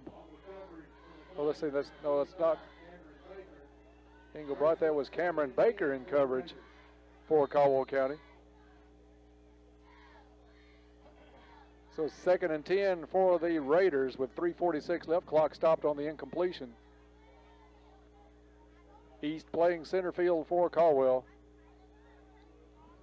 In coverage is Isaiah Treadwell on the near side for the Tigers. 3 receivers to the far side. Handoff is up the middle to Wood. He hits the line, lowers his head, maybe picks up 1 on the play, but not much more than that. That defensive line has been a wall tonight, Bob. It's a stout defensive effort by the Tigers, no doubt about that. 44 Harrelson on the tackle. Van Hoosier adding also to his career-leading mark, came into tonight with 400 on the season. Or on the career, on the season would be a record. Shoulders in the backfield in the shotgun. 3 receivers to the far side. He puts Wood to the right. Looks right. Now he's got some pressure back there. Kilgore puts some pressure on. Incomplete up at the 31. On the coverage is Gabe East, able to knock it loose. And a little bit of a conversation. I'm not sure Hart County player was saying good coverage to Gabe East. I think it was a little bit more than that, but it's going to be incomplete. 4th down for Hart County, and they'll drop into punt formation. Caldwell County will put Trail Riley back at the 50. And we'll see how close we get on this punt block attempt. And Cole Baker had his ears pinned back. This one is obviously, I think, going to be against Caldwell, I would say. It'll have to be. I don't think Hart moved. No, it's against Caldwell County. So still 4th down. I don't look for Hart County to change their mind out of this one, but we'll see. But and it from 4th and 9, it's now 4th and 4. So Caldwell's going to stay on sides. Hopefully Burden goes up to the line of scrimmage. Caldwell County's going to bring everybody again. This one is blocked. It's tipped and caught by Van Hoosier for Caldwell County at the 35. He's up the sideline and touchdown Caldwell County.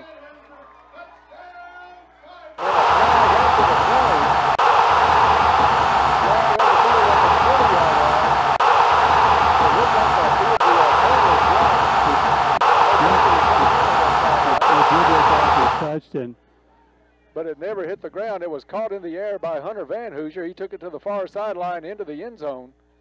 Flag after the play at the 20-yard line. Something against. Yeah, that's right.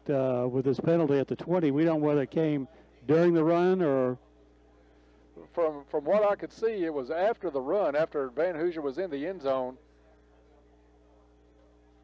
Looks like it's going to be assessed on the kickoff against Caldwell County. The Tigers are going to go for 2 to try to get the running clock in play with 2:44 left in the first half. Bob, we said at the last possession, Caldwell County was going to get one at some point. They did get a finger on that one. Jaggers drops back. He's got a little bit of pressure. Now he's going to swing it out to Riley. Riley's got 12 yards to get to the end zone. Let's see if he can make the dive. Lowers his head, and good. He laid a lick on at the goal line. Jameer Riley puts it in for 2 points. And Caldwell County's lead out to 36-0. Nothing but effort on that play, Dennis. We'll keep this one right here. Jaggers drop back on the 2-point conversion. Everybody well covered in the end zone for Caldwell County. Jaggers had to swing it out to Jameer Riley at about the 12, and he had to get all the way to the end zone from there. He dodged one tackle at about the 6, and it was one player between him and the end zone. He just lowered his head and won that battle on his own. So Caldwell County will put the running clock into play here in the first half. 2:44 left to go in the second quarter. Tigers easily out in front on this one, 36-0. 4 offensive touchdowns and a defensive touchdown for Caldwell County. And it's one of those nights, Bob, where we're glad we've got an updated roster, because you're going to see a lot of new numbers for Caldwell County in that second half. And Caldwell County gets the ball to start the third quarter, so obviously we're going to see it early in the third quarter. And the penalty on Hart County a little earlier after Caldwell County scores, so the Tigers will kick off from the Hart County 45-yard line. Nichols should have easily put this one into the end zone if that's what he tries to do. This one's up, and it's going to be in the end zone and out of the end zone. It'll be a touchback for Hart County. So, Bob, it looks like Caldwell County has recovered from that woodshed visit they took last week as Mayfield came to town and kind of put it on the fellas last week. They've put that one out of their mind. Obviously, they learned from it, but it's not one they were going to stew on after getting beat 55-14. They came out tonight and really laid it to Hart County from the opening kick. We are playing well both offensively and defensively. First look at a wing T set tonight by Hart County.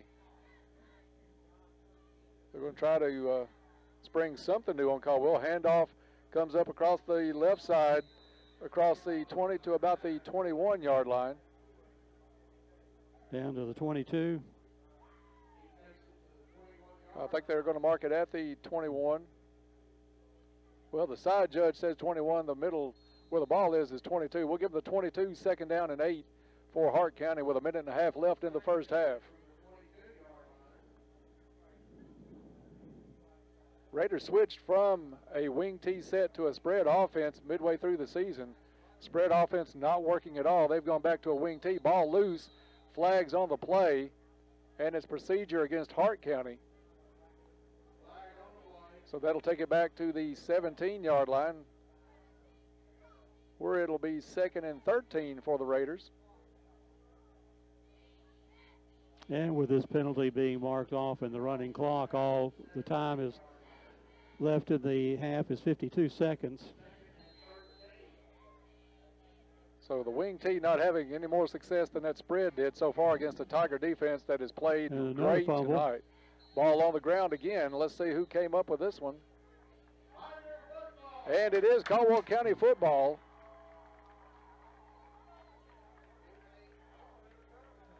I didn't see who came up with the ball, Bob. I missed that too. Had to be somebody on the line because the ball was loose on the snap.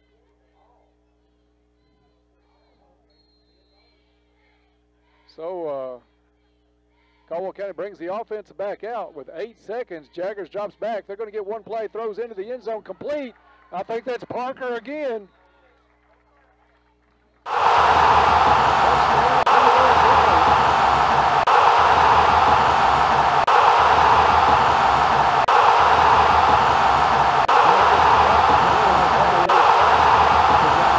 The 12-yard line. 12-yard line, yes, sir.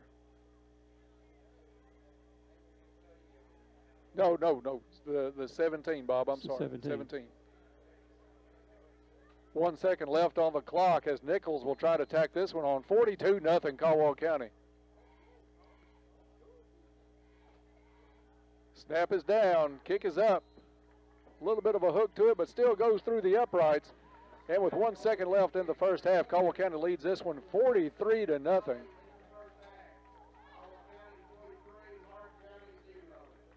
We'll have the halftime show should be brought to you by Jaggers and Parker tonight because it's going to be a lot of Joby and a lot of Oliver in the stats.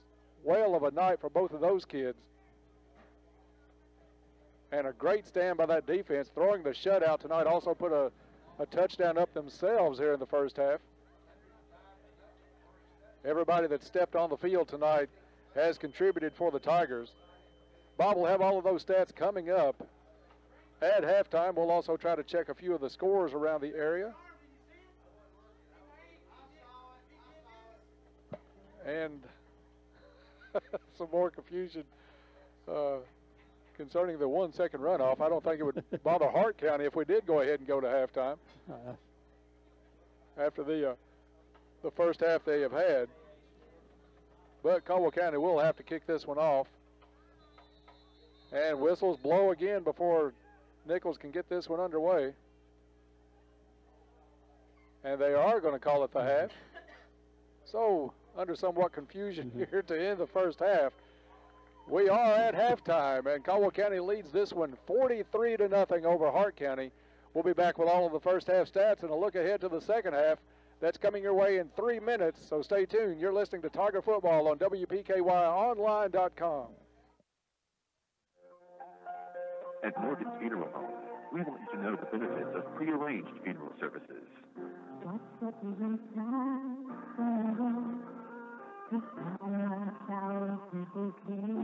benefits of prearranged funeral planning can best be explained by the people that know the most about final expenses. At Morgan's Funeral Home, we have years of experience helping people just like you make plans for their final arrangements. Morgan's Funeral Home, serving families for over 100 years. This is Fred Foltz at the Woodall Agency in Princeton. We have served the small business owners of this area for over 100 years. Do you have trouble understanding liability or workers' comp insurance? Are your insurance premiums spiraling out of control? Whether you're a furniture store on Main Street, a plumber or electrician, or a locally owned bank or car dealer, we have a policy for you. We are the business insurance experts. Give me a call at 365-5541. You'll be glad you did.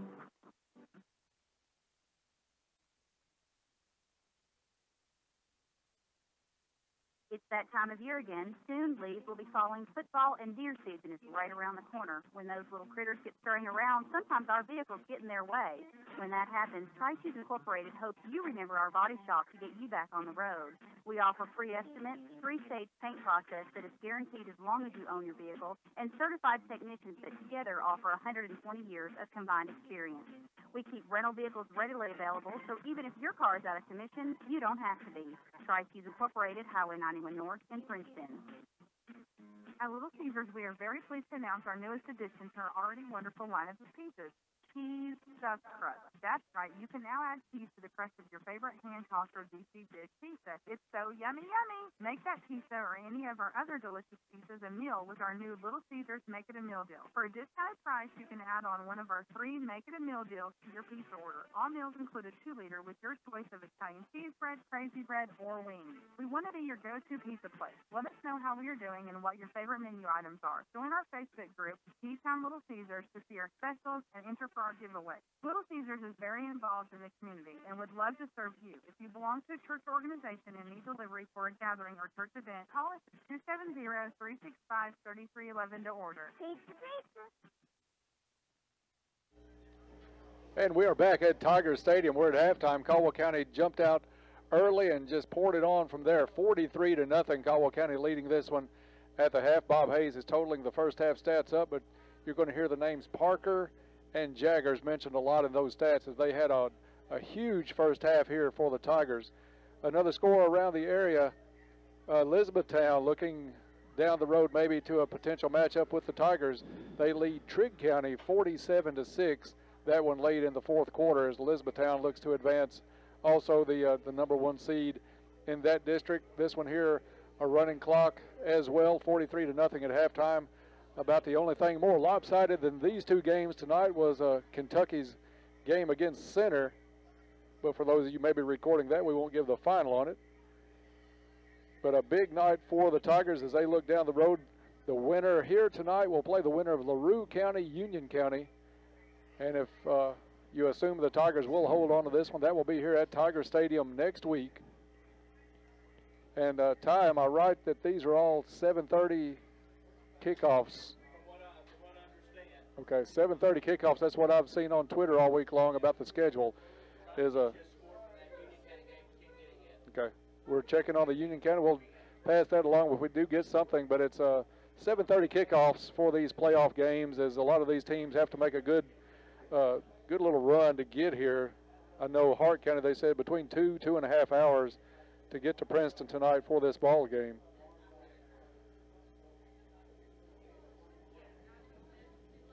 Bob just about has those ready, so we'll have those coming up in a minute. Caldwell County got on the board early tonight. Really no threat to speak of by Hart County. They picked up maybe 2 first downs on the night, not much more than that, one of those on a penalty. So a good night by that Tiger defense. The Tigers have scored on defense. Hunter Van Hoosier able to field a block punt and take that one in for a score tonight. So one of the scores for the Tigers from the defensive side of the football. Everybody on the field tonight for Caldwell County doing a great job. Devin Kilgore, a couple of sacks early for losses. The Tiger line really coming up with big plays. Fumble recovery here late in the second quarter led to the last Caldwell County score.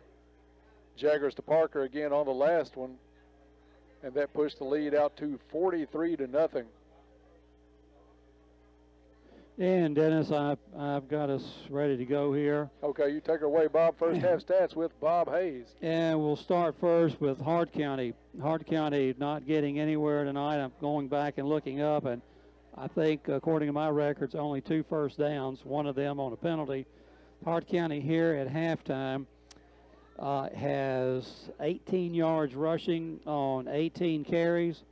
They have 17 yards through the air on 3 of 8 by the Hart County quarterback. A total net yards in the first half of 35 yards for Hart County. A total domination by the Caldwell County defense. And for the Tigers offensively in the rushing department, not much action there. Jameer Riley with 6 carries for 12 yards. Trail Riley 1 carry for 14 yards. Joby Jaggers 1 carry for a -10. 8 rushes for Caldwell County, total of 16 yards in the air. This is where the difference is. Joby Jaggers 15 out of 18 through the air. Travis Newsom with 3 receptions for 24 yards. Oliver Parker 7 receptions for 210 yards and 3 touchdowns. Jameer Riley 2 catches for 12 yards. Trace Olden 1 for 12 yards. Trail Riley 2 catches for 5 yards.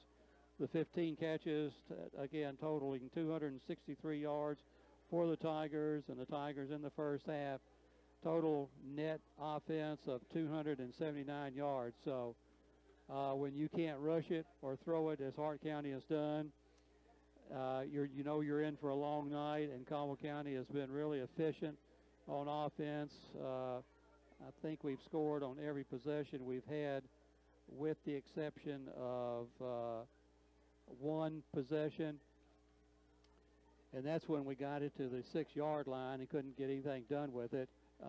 And we also have not only the 5 offensive touchdowns, we've got 1 defensive touchdown on a pass interception return by Hunter Van Hoosier, and that covering Hunter's interception covering 30 yards. So it's just total domination so far, Dennis, by the Tigers tonight. So again, the big stat in the first half, Joby's completion accuracy continues, 15 out of 18, 210 yards through the air and 3 touchdowns. And you've got the record. Well, I was trying to find what the record for touchdown passes in a game. Not able to see that one. Oh, here it is. Most touchdown passes in the game. Actually, you would think Elijah Sindelar's name comes to mind. Will Barnes actually had 7 of those in 2008. 7 touchdown passes against Reedland. At the bottom end of the list, you have several games with 5 touchdown passes in a game. Elijah Sindelar, Shane Burns, David Stevens, Dennis Tomic, DT on that list. 5 touchdown passes against Henderson County back in 1969. And the yardage for a game, obviously not in a half would that record be, but with Oliver having 210 yards, that's, I'm sure, not close, because we won't go out in the second half and embarrass Hart County. Right. I'm sure Oliver's night is done.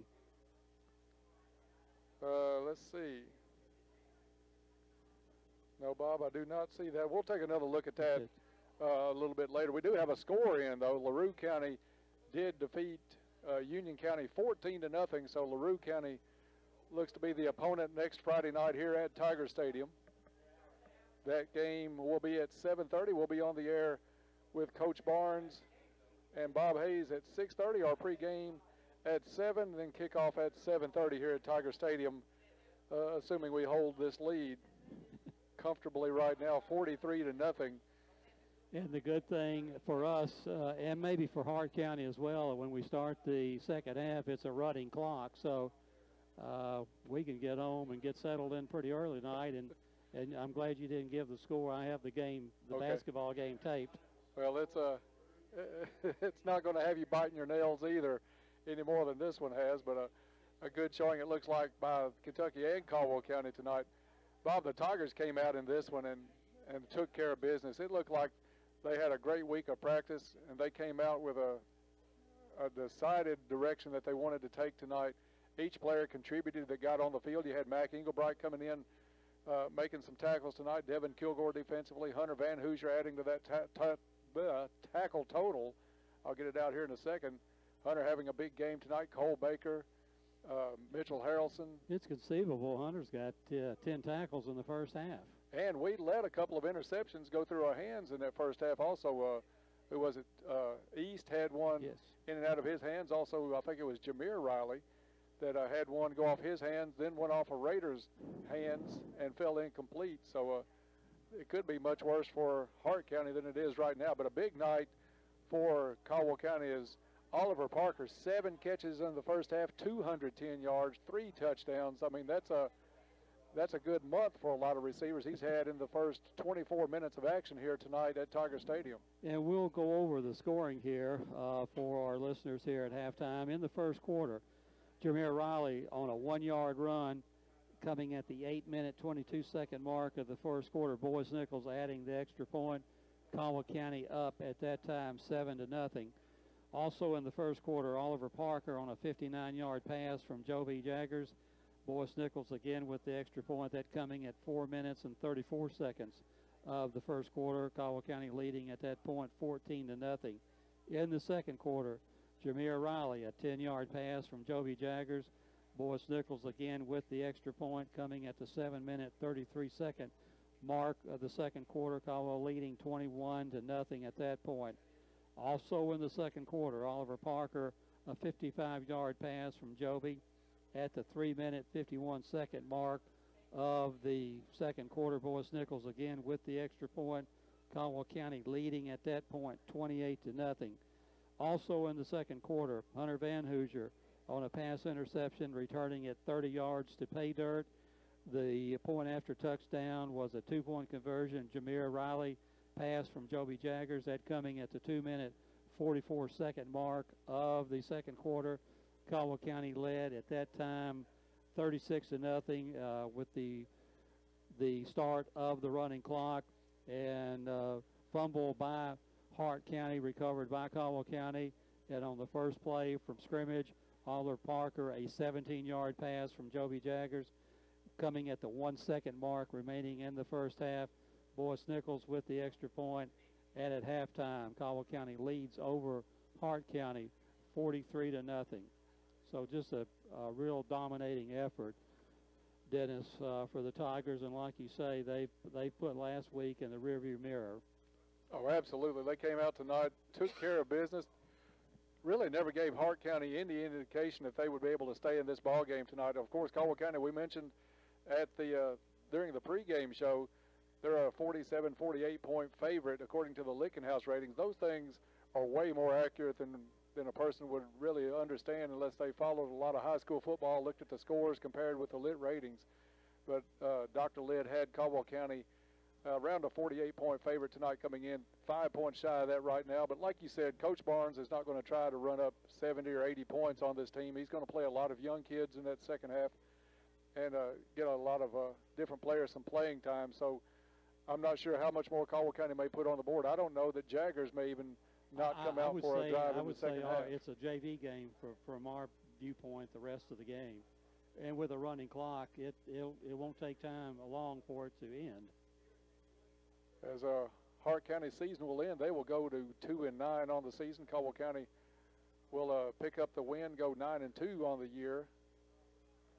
And just a good showing tonight. The kids knew what they had in line. which would lead to an argument. We have about a minute and a half before we kick off this second half, Bob, and I'll get your opinion on this. I've talked to a lot of people over this is our third season doing this. You get to playoff time, you've got 4 teams out of a district that make the playoffs. You have the number 4 seed always playing a number 1 seed, and I don't know in 3 years that we've been doing this that I've ever seen a score where the number 4 seed beat the number 1 seed in any game. So I'm sure they like the splitting the gate revenues. It brings in more money, but I'm not sure. I've heard the argument that it costs teams so much to travel 2.5 hours to come feed the kids before the game and make the drive that the gate is even worth it. But I'll just get your opinion on the 1-4 matchups as they stand now in KHSAA. Well, and you're right. I don't know that a 4th seed has ever defeated a 1 seed, and so if they just take it down to maybe 3 teams and let the district winner advance automatically to the next round and have all that go on, there's probably no real reason. It's an easy game for the 1 seeds, and after that things get picked up a little bit more and strength of play by the opponents, by the teams, and the thing I don't like to see is some of these games just intentionally running up the score. Did I not hear Crittenden County had beaten Caverna tonight? Or am I dreaming? I did not hear that. It may have been talked about at the far end of the press box. I know that's who they're playing, Crittenden being the 1 seed in their district, Caverna the 4 seed, and I thought I heard of something like a 69-0 score. But well, you look at Elizabethtown 47-6 late in the ball game over Trigg County, a 1-4 matchup as well there.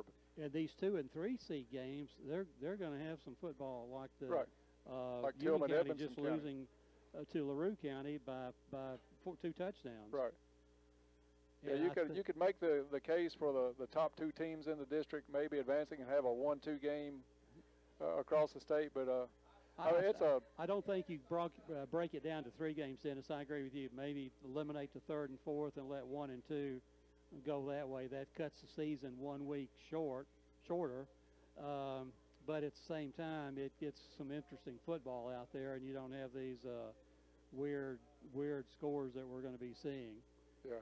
And with the Union County LaRue game, Union had to go to LaRue and still just about won that game. So assuming that we hold our lead, which I think we can safely assume that, LaRue will have to be coming over 2 hours here next week. So we like that. Oh, yeah. We love the home field. Every other year, the districts swap up, and as long as that top seed in that district stays alive, they host the playoff game. We found that last year as we traveled to Elizabethtown, where the season ended last year, at that gorgeous E-Town complex. They've got a great setup over there, and that's a matchup that a lot of people here at Caldwell County are looking towards a possible 3rd time's a charm maybe for Caldwell County this year.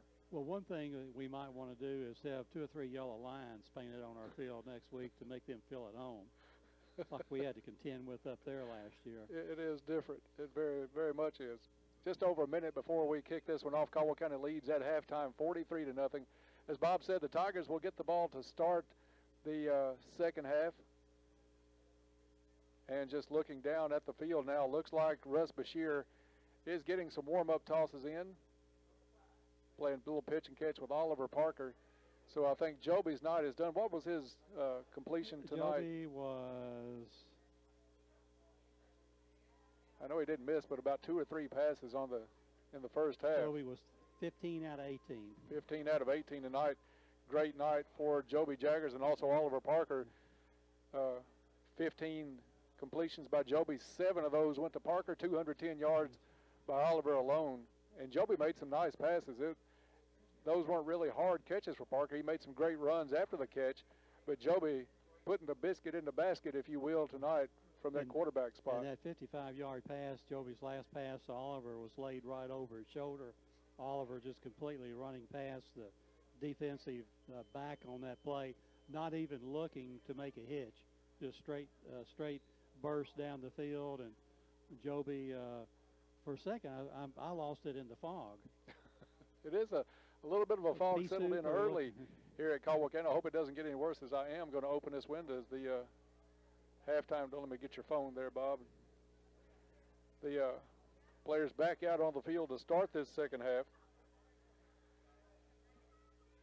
Hart County will kick off to us at the 40-yard line.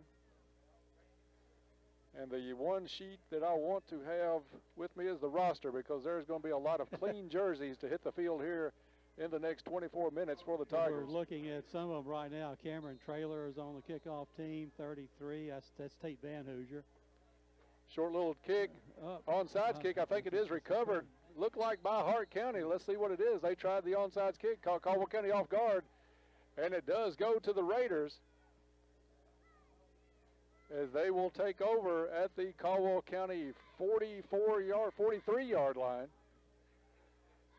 And Bob, that may be the first time Hart County has had it in Caldwell territory tonight. Definitely, and even close.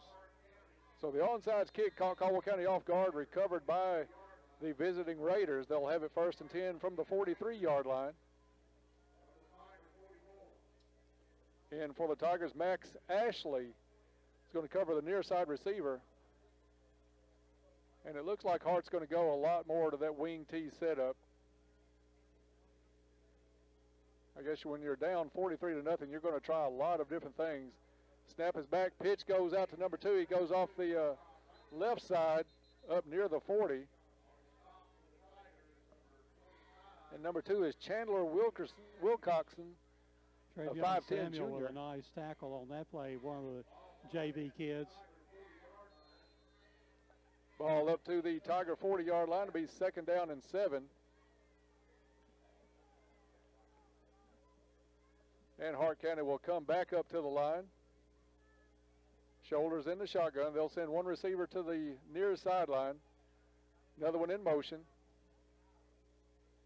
Pitch is going to go off the right side. Nice tackle there by Caldwell County. No gain on the play. Number 10 in on the stop, Russ Bashir for Caldwell County, along with Tate Van Hoosier. And Tate. Hey, Ty, give me just a little more volume on Bob's, please. Thank you.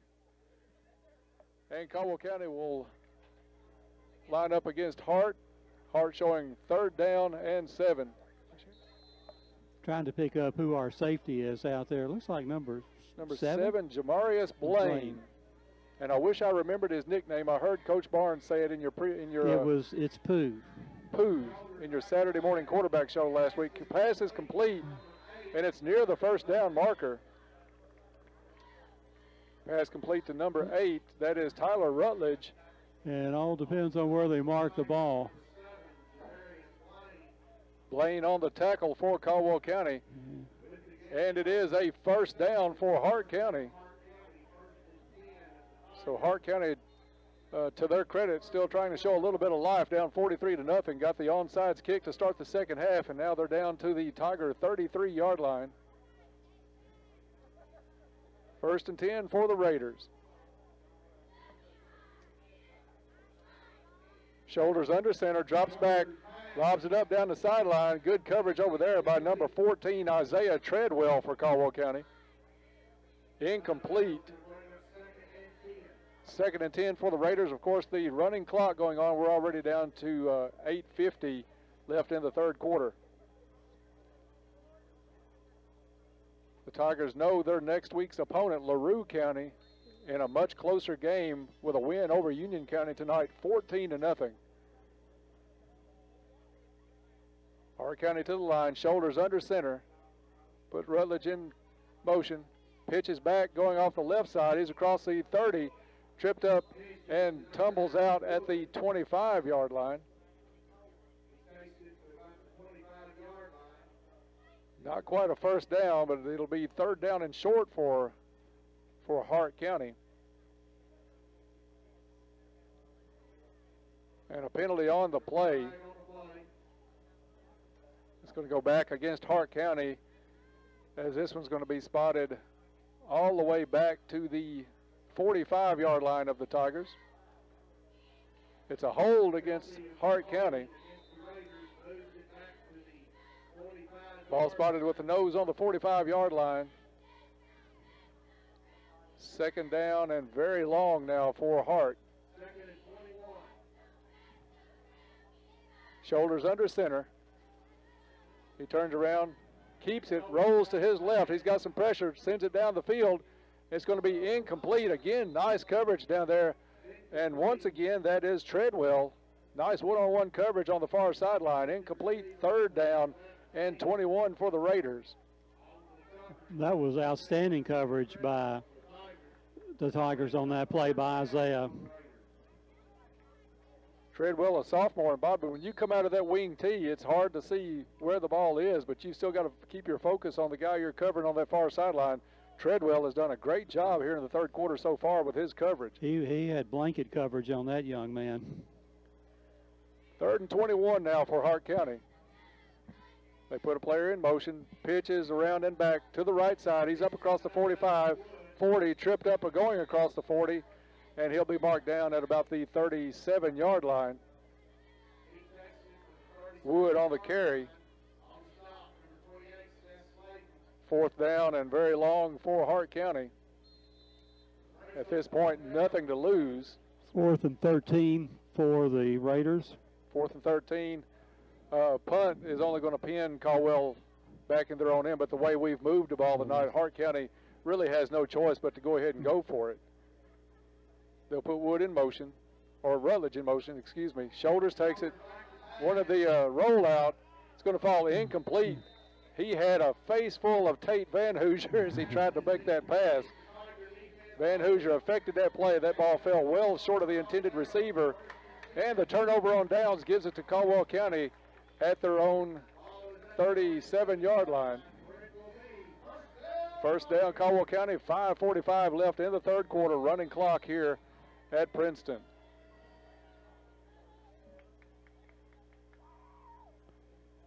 Good job by Tate Van Hoosier. He put the pressure on Shoulders in the backfield. Shoulders turned around, wanted to make the pass, but all he saw was a gold helmet coming his way. Just about a sack for Tate on that play. And they're going to give Caldwell, they're going to spot this one officially at the 38-yard line. They'll match it up with the far side markers. Russ Bashir in at quarterback for Caldwell County. We'll try to keep the new numbers up to date as much as we can. Snap is high. Bashir's going to take it himself up across the 40 and down to the 42-yard line. And that was a high snap that Russ handled, pulled it down, and decided to run, picked up 4 yards on that play. Yeah, he really turned nothing into something on that one. Caldwell County has Seth Slayton and Travion Samuel both in the ball game. Bashir in the shotgun. He's got 3 receivers to his right. High snap again. Ball's on the ground. Still loose on the ground. Let's see. Caldwell County looks like they were able to come in and pick it up. Actually, Hart County had a helmet laying on it. I don't think the kid realized he was laying on the football. They're going to try to untangle this pile. And it's going to stay with Caldwell County. Alert play by that line to turn around and see the ball still on the ground. Loss on the play, though, puts Caldwell County back to the 35-yard line. 36-yard line, excuse me. It's almost like that guy's trying to trick us with a spot by a yard a couple of times tonight. He'll dance one side to the other. These guys need a little work on the sideline, how the sideline should spot where the ball is. They've been off consistently 1 to 2 yards every play. The whole night. You can't focus on this sideline because he's like he said, he's been about a yard off the whole night. Bashir takes another high snap, gets it down, handoff, and not going anywhere on that one. In fact, a loss back inside the 35. Let's see who that was. Slayton on the carry for Caldwell County. And it'll bring up 4th down and long for the Tigers. They'll bring out the punt unit. Looks like Bashir will stay in to punt. Near side coverage is going to be by Jamarius Blaine. Flag on the play. And is that an illegal substitution signal?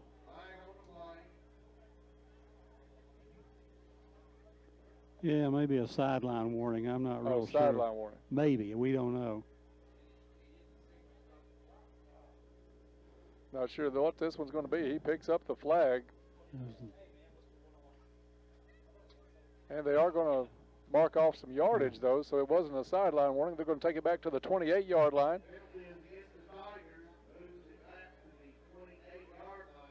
So Bashir's going to stay in to punt with 2.5 minutes left in the third quarter. Caldwell County leads this one 43-0. Big first half for the Tigers. Snap is back. Bashir gets the kick off. Nice kick. It's going to drive Hart County all the way back to the 35-yard line. He's going to turn it, try to go to the far sideline. Over there was number 11 for Caldwell County. Trace Holden. Trace Holden on some coverage. Good job by Trace. Also number 7, Jamarius Blaine in the area. So Hart County will take over with some of their best field position tonight to start a drive. They'll be at their own 43-yard line. Let's make it the 44.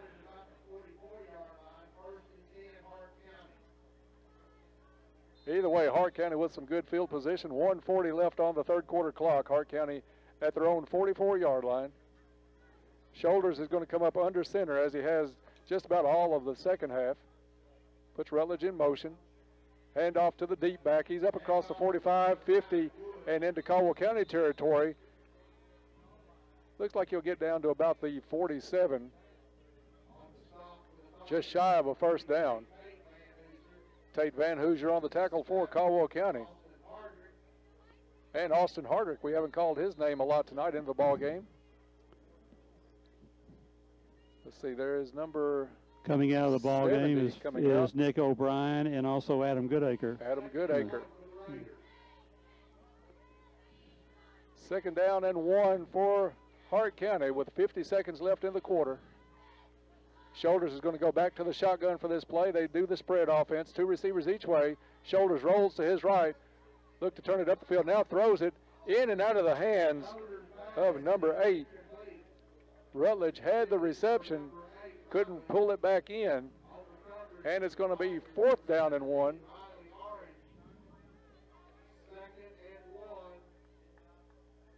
And the penalty on the play is going to be a hold. Hold against Hart County is going to put the ball back. And there's a timeout on the field. Stops the clock with 10 seconds on the timeout.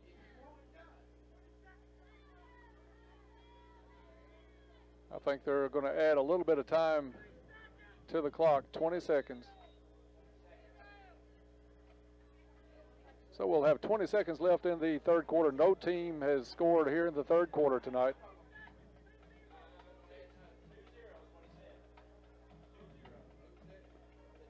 And Bob, it's like you said, it's basically a JV contest at this point against Hart County.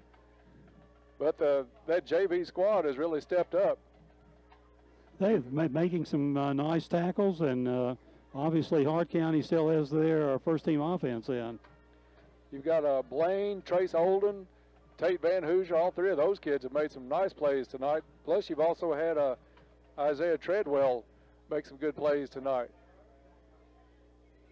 Number 17 in the ball game, Riley Orange, also for the Tigers.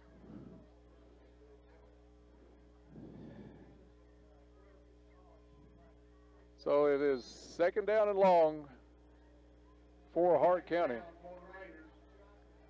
Out of the shotgun is Shoulders. He had some pressure, gets hit late. Let's see if there's a flag on the play. No flag. Complete at the 45, up to the 45 of Caldwell County.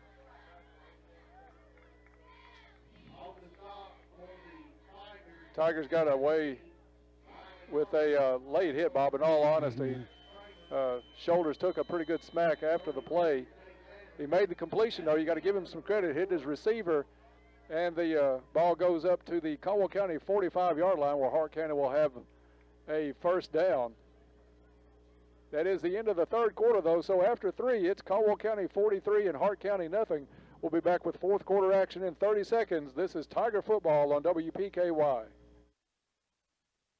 Have you or a loved one been discharged from the hospital, but not quite recovered enough to go home? Caldwell Medical Center's swing bed program is the answer you are looking for.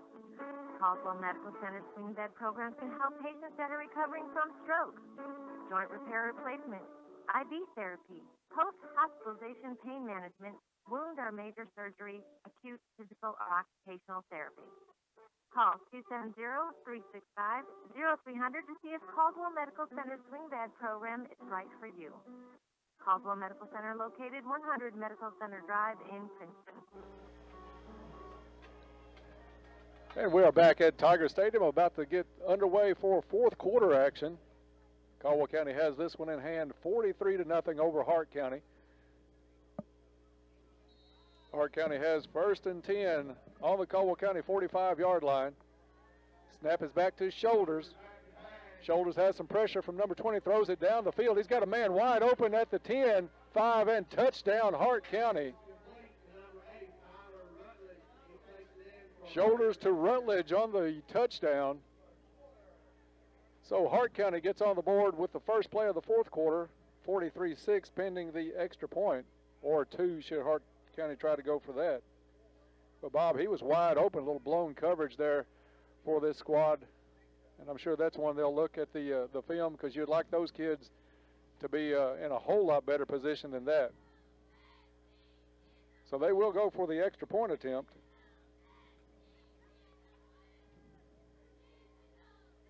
Snap is back, kick is up.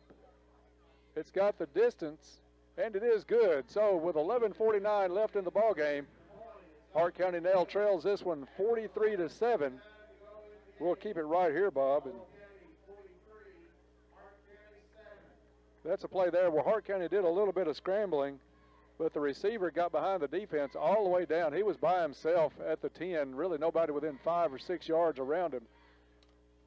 Shoulders able to dodge some pressure from number 20, and I was going to look that number up. Number 20, Kyreese White for Caldwell County, had some pressure, chased Shoulders to the sideline. Shoulders got rid of the ball and put a pretty good pass down to the 10 as Hart County goes in for their first score of the night, 43-7 Caldwell. Teams on the sideline getting a little bit of instruction as the Tigers will get this kickoff. Hart County's already attempted and completed a onside kick. So far in the second half, Dennis, we've only had the ball one possession by fumbling on the opening kickoff to start the third quarter, and Hart County has only had the ball for 2 possessions. So that's how quickly the game can get passed when you have a running clock. So Hart County will put this one into play.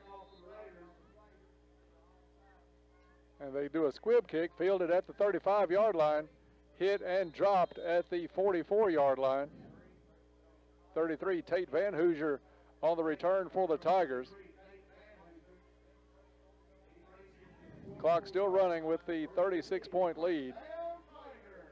But to keep that clock running for this fourth quarter, Caldwell County's defense cannot give up any more points, or the offense can score and keep us well out in front of that 36-point mark. Bashir is going to bring the offense out for Caldwell County. Getting instruction from the younger Coach Barnes.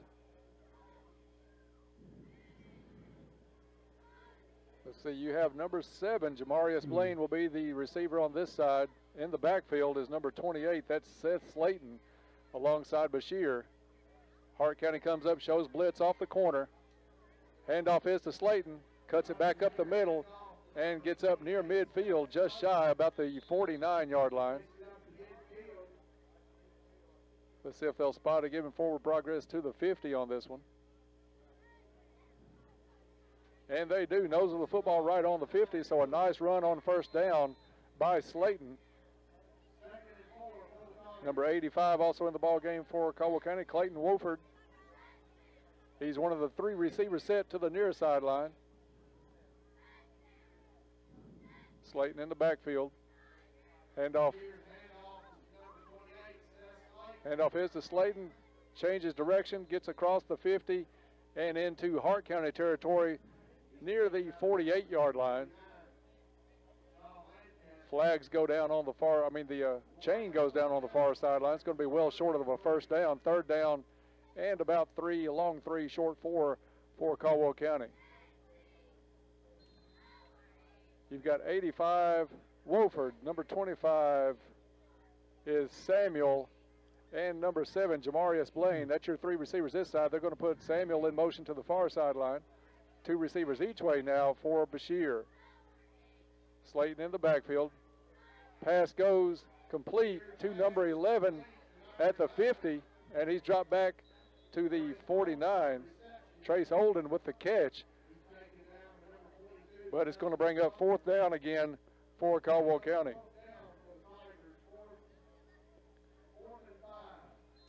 And let's see if Caldwell goes for it, or they'll see if they'll drop Bashir into punt formation. 9 minutes left in the ball game. Caldwell County well out in front of this one, 43-7.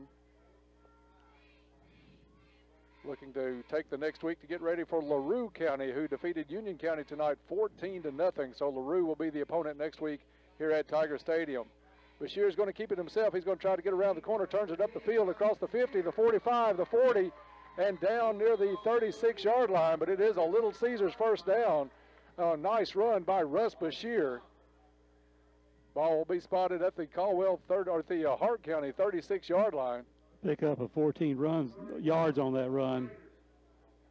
Looked like Russ was trying to get to the outside, maybe take that lane down the sideline, saw an opening, cut it back up the field, and picked up 14 on the play and the first down. Russ has showed some flashes of some pretty good speed out there during the season. Low snap, handoff is bumbled a little bit too. That play never had a chance, as Hart County is going to drop Samuel back near the 45-yard line. I think the official spot's going to be the 44, but that play, the ball looked like a hot potato between a couple of players. Finally got in Samuel's arms, and he's pulled down at the 43-yard line. Rings up. 44, no, let's call it 44. We had it right, 44. They moved it back. And Bashir will have it now. 2nd and 18. Passes in and out of the hands of Bashir to number 7. And that is Jamarius Blaine. 3rd down and long for the Tigers. We've got to get all the way down to about the 28 for a first down. Bashir looks to the sideline. He's going to change plays. 2 receivers each way. Slayton in the backfield. He's going to switch to the right side of Bashir. Pass is complete to Olden at the 40. Jamarius Blaine, excuse me, number 7, Blaine makes the catch. There's a flag on the field. And it's a hold against the Tigers, and that'll bring that one back. Nice run after the catch by Blaine, but they're going to bring that one back on the hold. 6.5 left in the ball game. 43-7 Caldwell County. Heavily penalized game, not just because the JV team's in here, Bob. The starters heavily penalized in that first half. The flag total's got to be up around the 15 mark, or maybe even a little bit better in this ball game. Timeout's called on the field. And I guess it is, I'm not sure if it's Hart County that called it, but we'll keep it right here, Bob. I do want to mention, take a couple of seconds while we have a timeout to mention some of our sponsors that help to bring Caldwell County football to you. They include Bella Marie, Black Patch Grill, Capital Cinemas, Computer Consulting Services, HLS Health and Wellness, Treasures Remembered Florist, Kay's Kitchen, Hancock's Neighborhood Market, Taco John's, Little Caesars, Cozy Living, Gold and Diamond Outlet, Adams Breezy Hill Farm, Affordable Used Furniture, Jeff Russo, Attorney at Law, Tin Roof, Cat's Den, and Grant You a Deal's Grant Gilkey. And we thank all of those sponsors for being with us all season here on WPKY, bringing you Tiger football. And Bob, we have some more games left. Of course, we've got at least one more as we'll play on Hart County next week. LaRue County, excuse me. Next week here at Tiger Stadium, LaRue County a 14-0 win over Union County earlier tonight. And the with the penalty on it, they didn't mark it off against us. Dennis, this is confusing to say the least. Ball at the 36. 4th down and 9 for Caldwell County. Snap is back. It's bobbled by Bashir. He's able to pick it up. He's got some people chasing him from the backside, able to get back up, but only to about the 40-yard line. And a little skirmish breaks out on the field. I'm sure the frustrations level is high for Hart County. So we'll see what comes out of this flag after the skirmish was separated at the 40-yard line. Clock still ticking with 6:24 left in the fourth quarter. And I think everybody from Hart County is ready to get this one over and get on the road back to that 2.5-hour drive back to Hart County. Now they are waving for the clock to stop with 6:12.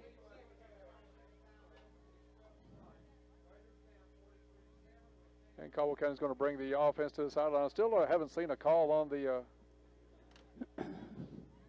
play. Was it a fumble? I thought it was a skirmish going on, but he just signaled Hart County way. Oh, fourth down, you're right. So it is going to be Hart County ball. Now let's see if the flag results in a personal foul either way.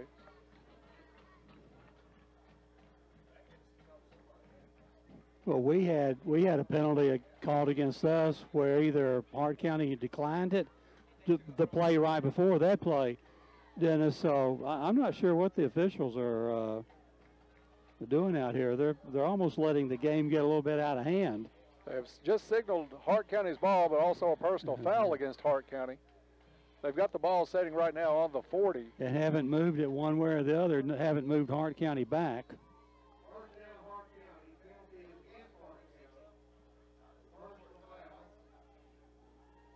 So it looks like they are ready to step one off against Hart County, but a very confusing last couple of minutes.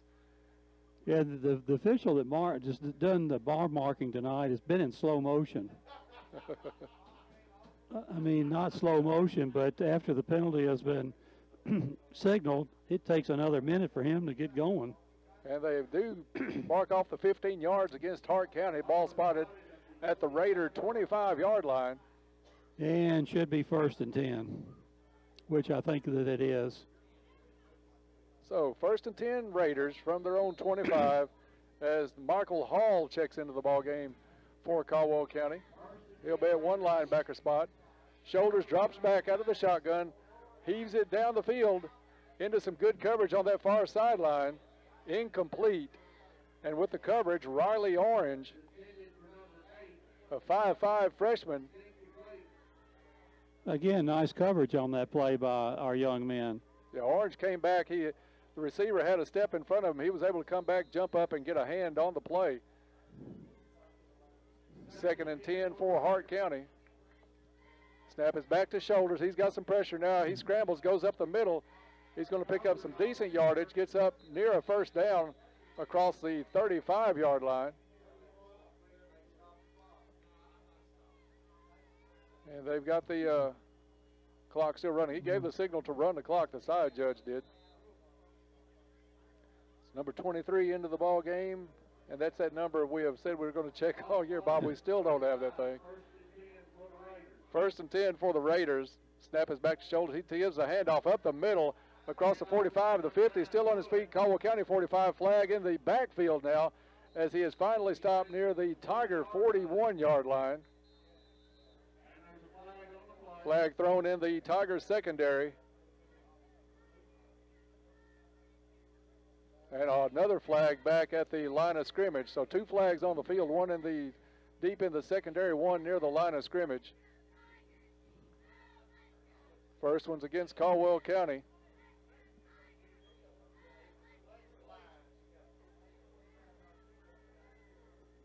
And they'll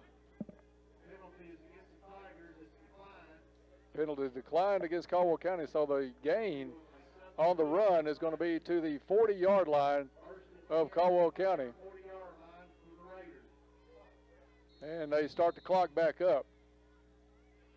2 receivers set. They go spread offense. Stacked receivers each side for Shoulders. He drops back, sets up the screen. He's got a man open at the 35, the 30, the 20, still on his feet at the 10.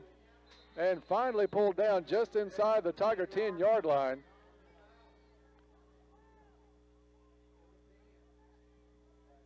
So big gain again on back-to-back plays by Hart County. They'll spot this one right at the 10-yard line. It'll be 1st and goal for the Raiders from the Tiger 10-yard line with 4:19 left in the ball game. Shoulders goes double wides on both sides. Handoff, ball on the ground. Let's see, it looks like Hart County got back on it. But in that backfield was number 28 for Caldwell County. Looked like Seth Slayton in the area. Almost coming up with the fumble recovery. Who almost got that one, Dennis? I think it was Slayton. Okay. 3 times tonight, Caldwell County has almost come up with turnovers, 2 on the interception route, almost a fumble recovery there. Shoulders rolls to his right side. He's got some room, takes it across the end zone. They signal touchdown, but a flag in the backfield. It's going to come back. I think that one's against Hart County, and that score will come back. Shoulders able to walk basically into the corner of the end zone, but a flag in the backfield is going to be against Hart County. And they'll spot this one at the Tiger 26-yard line. And while they sort that one out, the players are on both sides. I didn't see anybody signal a timeout. Clock is stopped, though, with 3:33 left in the ball game. And it's going to bring up 2nd and goal from the Tiger 26. And it is timeout Hart County. So a timeout on the field. It's Caldwell County 43, Hart County 7. We'll be back in 30 seconds. This is Tiger Football on WPKY. Group Heating and Air, we are so proud to be a part of this community. We want to thank you for the opportunity to serve you for all of your heating and air needs. McGregor Group Heating and Air specializes in residential, new construction, and light commercial installations, also servicing most makes and models. We offer fast service with polite and friendly staff. We provide our customers with a peace of mind by offering the best warranties in the industry, along with high-quality products.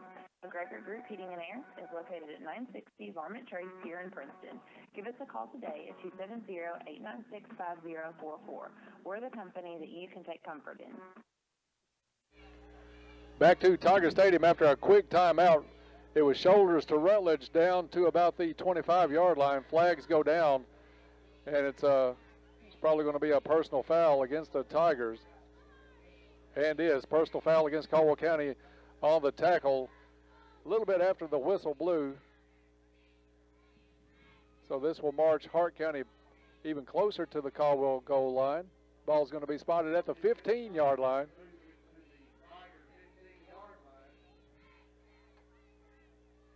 And it'll be 2nd and goal for Hart County from the Tiger 15. Hart County has tried that spread offense tonight, Bob. They started out just about the entire first half, came out in the wing tee in the second half. Now they're going back to more of a spread formation against these reserves for Caldwell County. And I think there's now some confusion on the down. I think it's 3rd down myself. Now they're showing 3rd down far sideline. Penalty came after the play. I'm not sure what the penalty call was. Penalty, they had a personal foul against the Tigers after the play. After the play, yeah. So to me, it should be 3rd down. They've got the sideline marker fixed now, and they're going to take a few more yards towards the Caldwell County end zone. It's going to be spotted at the 11-yard line. And the clock finally started. 3rd and goal from the 11 for Hart County. Shoulders in the backfield with Wood. Wood takes the handoff up the middle, hits a couple of Tigers near the goal line. Does not get in, stopped at about the 2. This has been the longest quarter with a running clock I think we've ever seen. For a running clock. In our 3 years of doing this. 4th and goal for Hart County from the 2. Shoulders in the shotgun. He's going to roll to his left. Looks to the end zone. Now he's going to turn it up himself. Bounces in. And it's touchdown Hart County.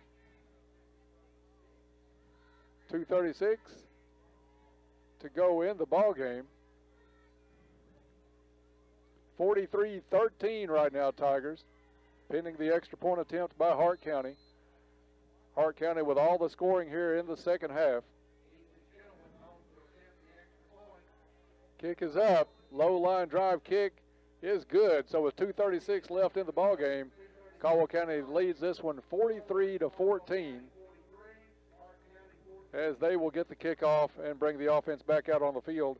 While we've got a minute, let's keep it right here and mention a few of our other sponsors. Our Tiger sponsors this year for Caldwell County football have been Caldwell County Medical Center, Farmers Bank, Community Medical Clinic, McDonald's, First Southern National Bank, Princeton Electric Plant Board, Fredonia Valley Bank, Penny Ryle, Rural Electric, Planters Bank, and Tri-Shoes. Also our gold sponsors this year, Fortner Gas, KFC and A&W, Princeton Drug Company, the Woodall Agency, and the McGregor Group Heating and Air. So we appreciate all of our sponsors.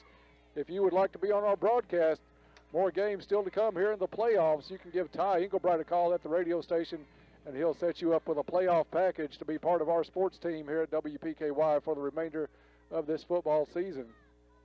We know it's at least one more game next week against LaRue County here at Tiger Stadium. LaRue a winner tonight over Union County 14-0. Squib kick is fielded and downed at the 37-yard line. I think that was that number 20, number 30, 25. We had it right the first time. Travion Samuel with the cover there at the 37-yard line. First down, Caldwell County, just above 2 minutes to play in the ball game. And we know the Tigers are going to let this clock run. Yeah.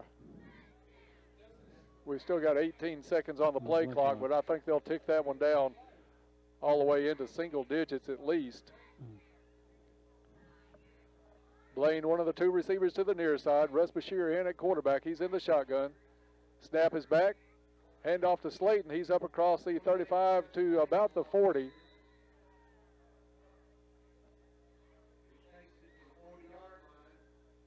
And it'll be second down now for the Tigers.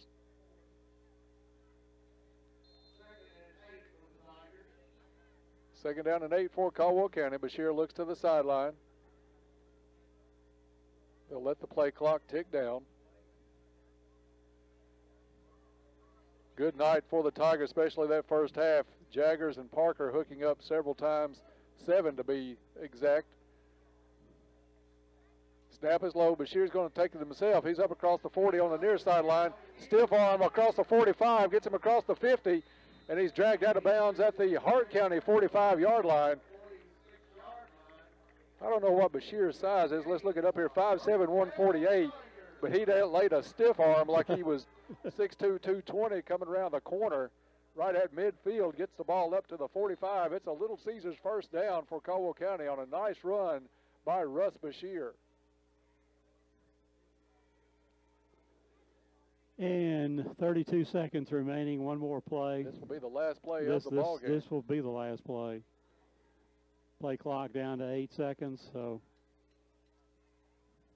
Bashir takes it, hand off to Slayton. Slayton's going to look to the far sideline. He's across the 50, the 45, and pushed out of bounds at the 43-yard line, and that will be the last play of the ball game as Caldwell County will advance to take on LaRue County next week. Here at Tiger Stadium tonight, it was Caldwell County 43, Hart County 14. We'll be back with the game stats and a look ahead to next week. All that coming up in 3 minutes, so stay tuned. This is Tiger Football on WPKY. Have you been a victim of debit or credit card fraud? Farmers Bank and Trust can help lessen your risk of getting taken advantage of. As our customer, you have exclusive access to a security feature in our app that will allow you to turn your debit card off while you're not using it, then turn it on instantly when you need to use it. Keep your information safe. Log into our free app to use this feature, increasing the security of your information right now. Not a Farmers Bank customer? Come down. Let us set up your account and start protecting you from potential fraud opportunities. This is not a guarantee that your information will not be compromised. This is an increased security measure. Farmers Bank and Trust, member FDIC. Hello, this is Keith Fulcher, CEO of your community medical clinic. At Community Medical Clinic, we're committed to not only taking care of you when you are ill, but also in keeping you and your family healthy and strong throughout the year. Prevention and early detection are two vitally important ways you can assure that you and your family remain healthy and strong. Community Medical Clinic is partnering with the American Cancer Society to bring you Flu Fit Day. It's time for your annual flu shot, so why not use this opportunity to screen for and possibly prevent progression of colon cancer. Colon screening is recommended for healthy men and women ages 50 to 75. The FIT colon screening test is a yearly test that can be done in the privacy of your own home. In cooperation with the American Cancer Society and LabCorp, we're offering Flu Fit Days where patients can get their annual flu shot and receive a test kit to take home with a postage paid envelope. Community Medical Clinic will offer special Flu Fit Days on October the 10th in Hopkinsville and Wednesday, October the 11th in Princeton. Or call us today at 270-365-0227 to make an appointment, or stop in and visit us. Keeping you and the family you love healthy is our goal at Community Medical Clinic.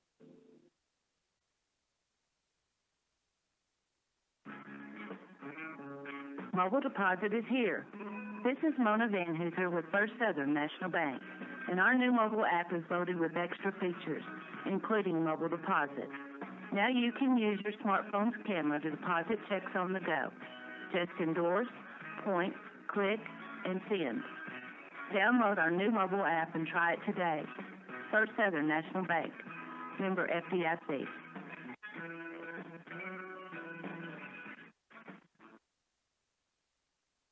Big day? Yeah, I have a lot on my plate. I can see that. McGriddles, hash browns, and a coffee? Well, I do have a big to-do list. I have a big to-do list, too. Crispy hash browns, fluffy eggs. That's your to-do list? I'm part of it. I also have crispy bacon, flaky biscuits. No matter what your day brings, there's a McDonald's for every morning. Try your favorites on the breakfast value menu, like the sausage biscuit or any size freshly brewed McCafe coffee for $1 each. A la carte only at participating restaurants. Cannot be combined with combo meal.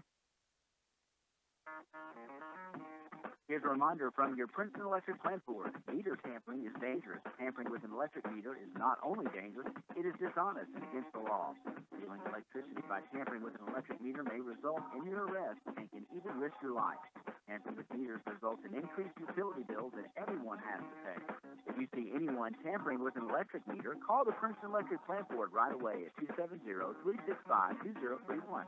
Princeton Electric Plant Board, Princeton's #1 energy source. And we are back at Tiger Stadium. Caldwell County advances with a big 43-14 win over Hart County. So next week it'll be Caldwell County and LaRue County here at Tiger Stadium. Kickoff for that won't be 7:30. We'll be on the air with Bob and Coach Barnes at 6:30. Our pregame show, McGregor Group Heating and Air pregame show, comes your way at 7, then kickoff at 7:30 next Friday night as we take on LaRue County, looking to advance in these playoffs. And as Bob figures those totals up, I got on Twitter during the break just to check some of the scores, see what was going on, but a tweet on here that I've got to give credit to Scott Brown, and I know exactly how he feels. This is his tweet tonight. It says, the toughest post-game radio show you will ever do in your life is the one after your child's last game as a senior. And after being there, I know exactly what Scott feels like tonight, so I wanted to pass that on tonight because we've all been there, and Ty is liable to be feeling some of those emotions whenever this run for Caldwell County does end. Hopefully it will be the emotions at University of Kentucky at Kroger Field as Caldwell County looks to make it to Lexington. But tough situation when your kids play their last game in whatever sport they play, and we've been there on the air for that, and it is a tough situation. So Scott, we know what you're talking about tonight with Trigg County as they lost. They were behind big to Elizabethtown late in the game, 47-6. Not sure what the final was over there, but Trigg County season comes to an end tonight at Elizabethtown.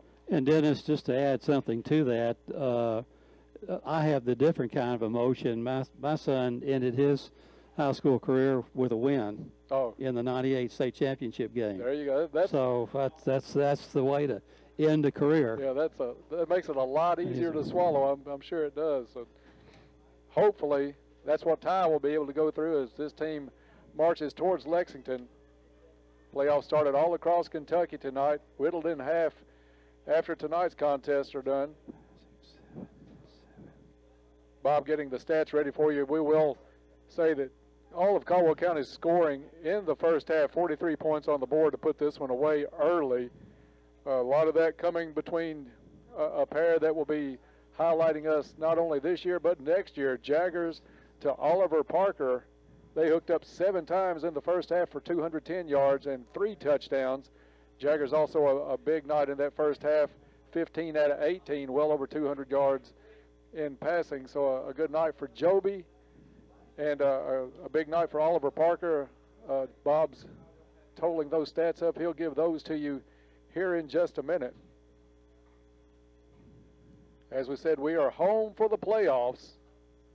This district is the year that the top seed gets to stay at home as long as they're alive. So 1 down, 3 to go to stay home, and then after that it's state semifinals and state finals at Lexington in the first couple of weekends of December. Next week it's LaRue County coming to Princeton. I think LaRue County was the number 2 seed in the Elizabethtown district. So it was Elizabethtown, LaRue, Edmondson, and Hart County. Do you have any score on that Edmondson-Tillman? Have you seen anything on? I was going to check on that. Edmondson playing at Paducah-Tillman tonight.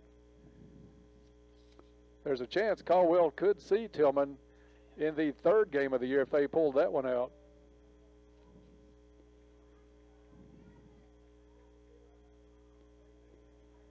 Caldwell County also a big night defensively.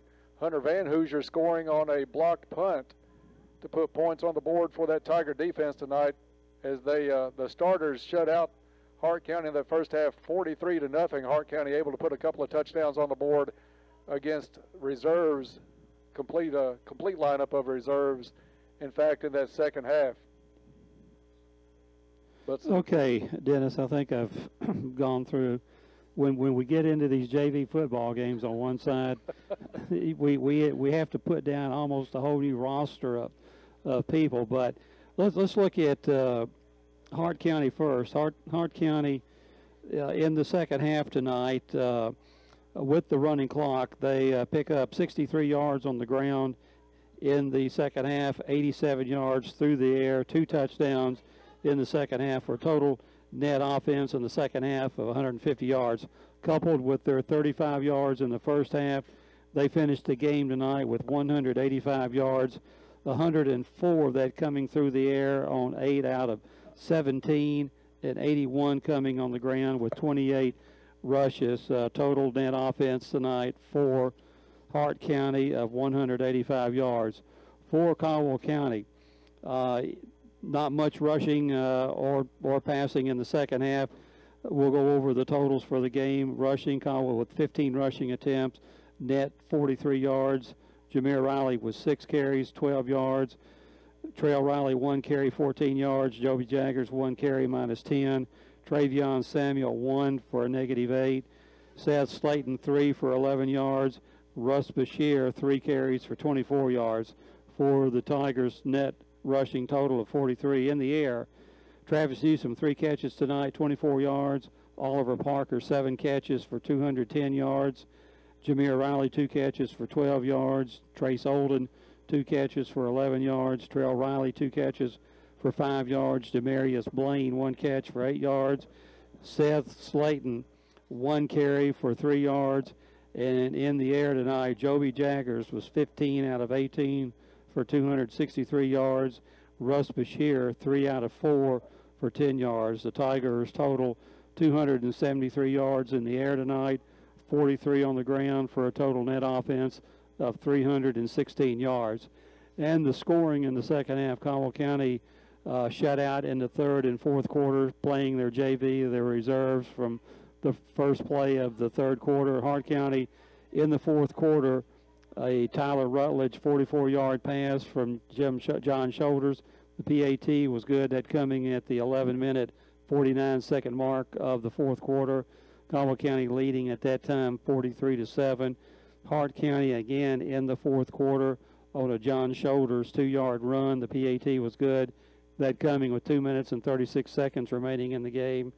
Caldwell County leading at that point 43-14, and they would go on to win the game by that score 43-14 and get their first victory in the 2017 chase for the title. And I think I was pretty well impressed with our JV efforts with Hart County's #1 team in there. We gave up some big plays, but that's to be expected when the other team leaves their starting 11 in there, and we play with our 12th through 35th men, so to speak. So great night for the Tigers, riding the ship from the Mayfield game, getting their 9th win of the season, 1 win from that magic double-digit win, which I think always establishes a team as an outstanding football team. And we've seen this team really become an outstanding football team this year, Dennis. We can. They came out tonight, took care of business early. It was a business-like effort right off the bat. Every kid that stepped between the lines tonight did their best, put in some big plays. You had a lot of Devin Kilgore defensively. You had Oliver Parker, Joby Jaggers, Hunter Van Hoosier. You had a lot of kids doing some great work. Then it got to the second half, and some names that we called out a lot: Jamarius Blaine, Trace Olden had some good plays. Let's see, who else? Isaiah Treadwell.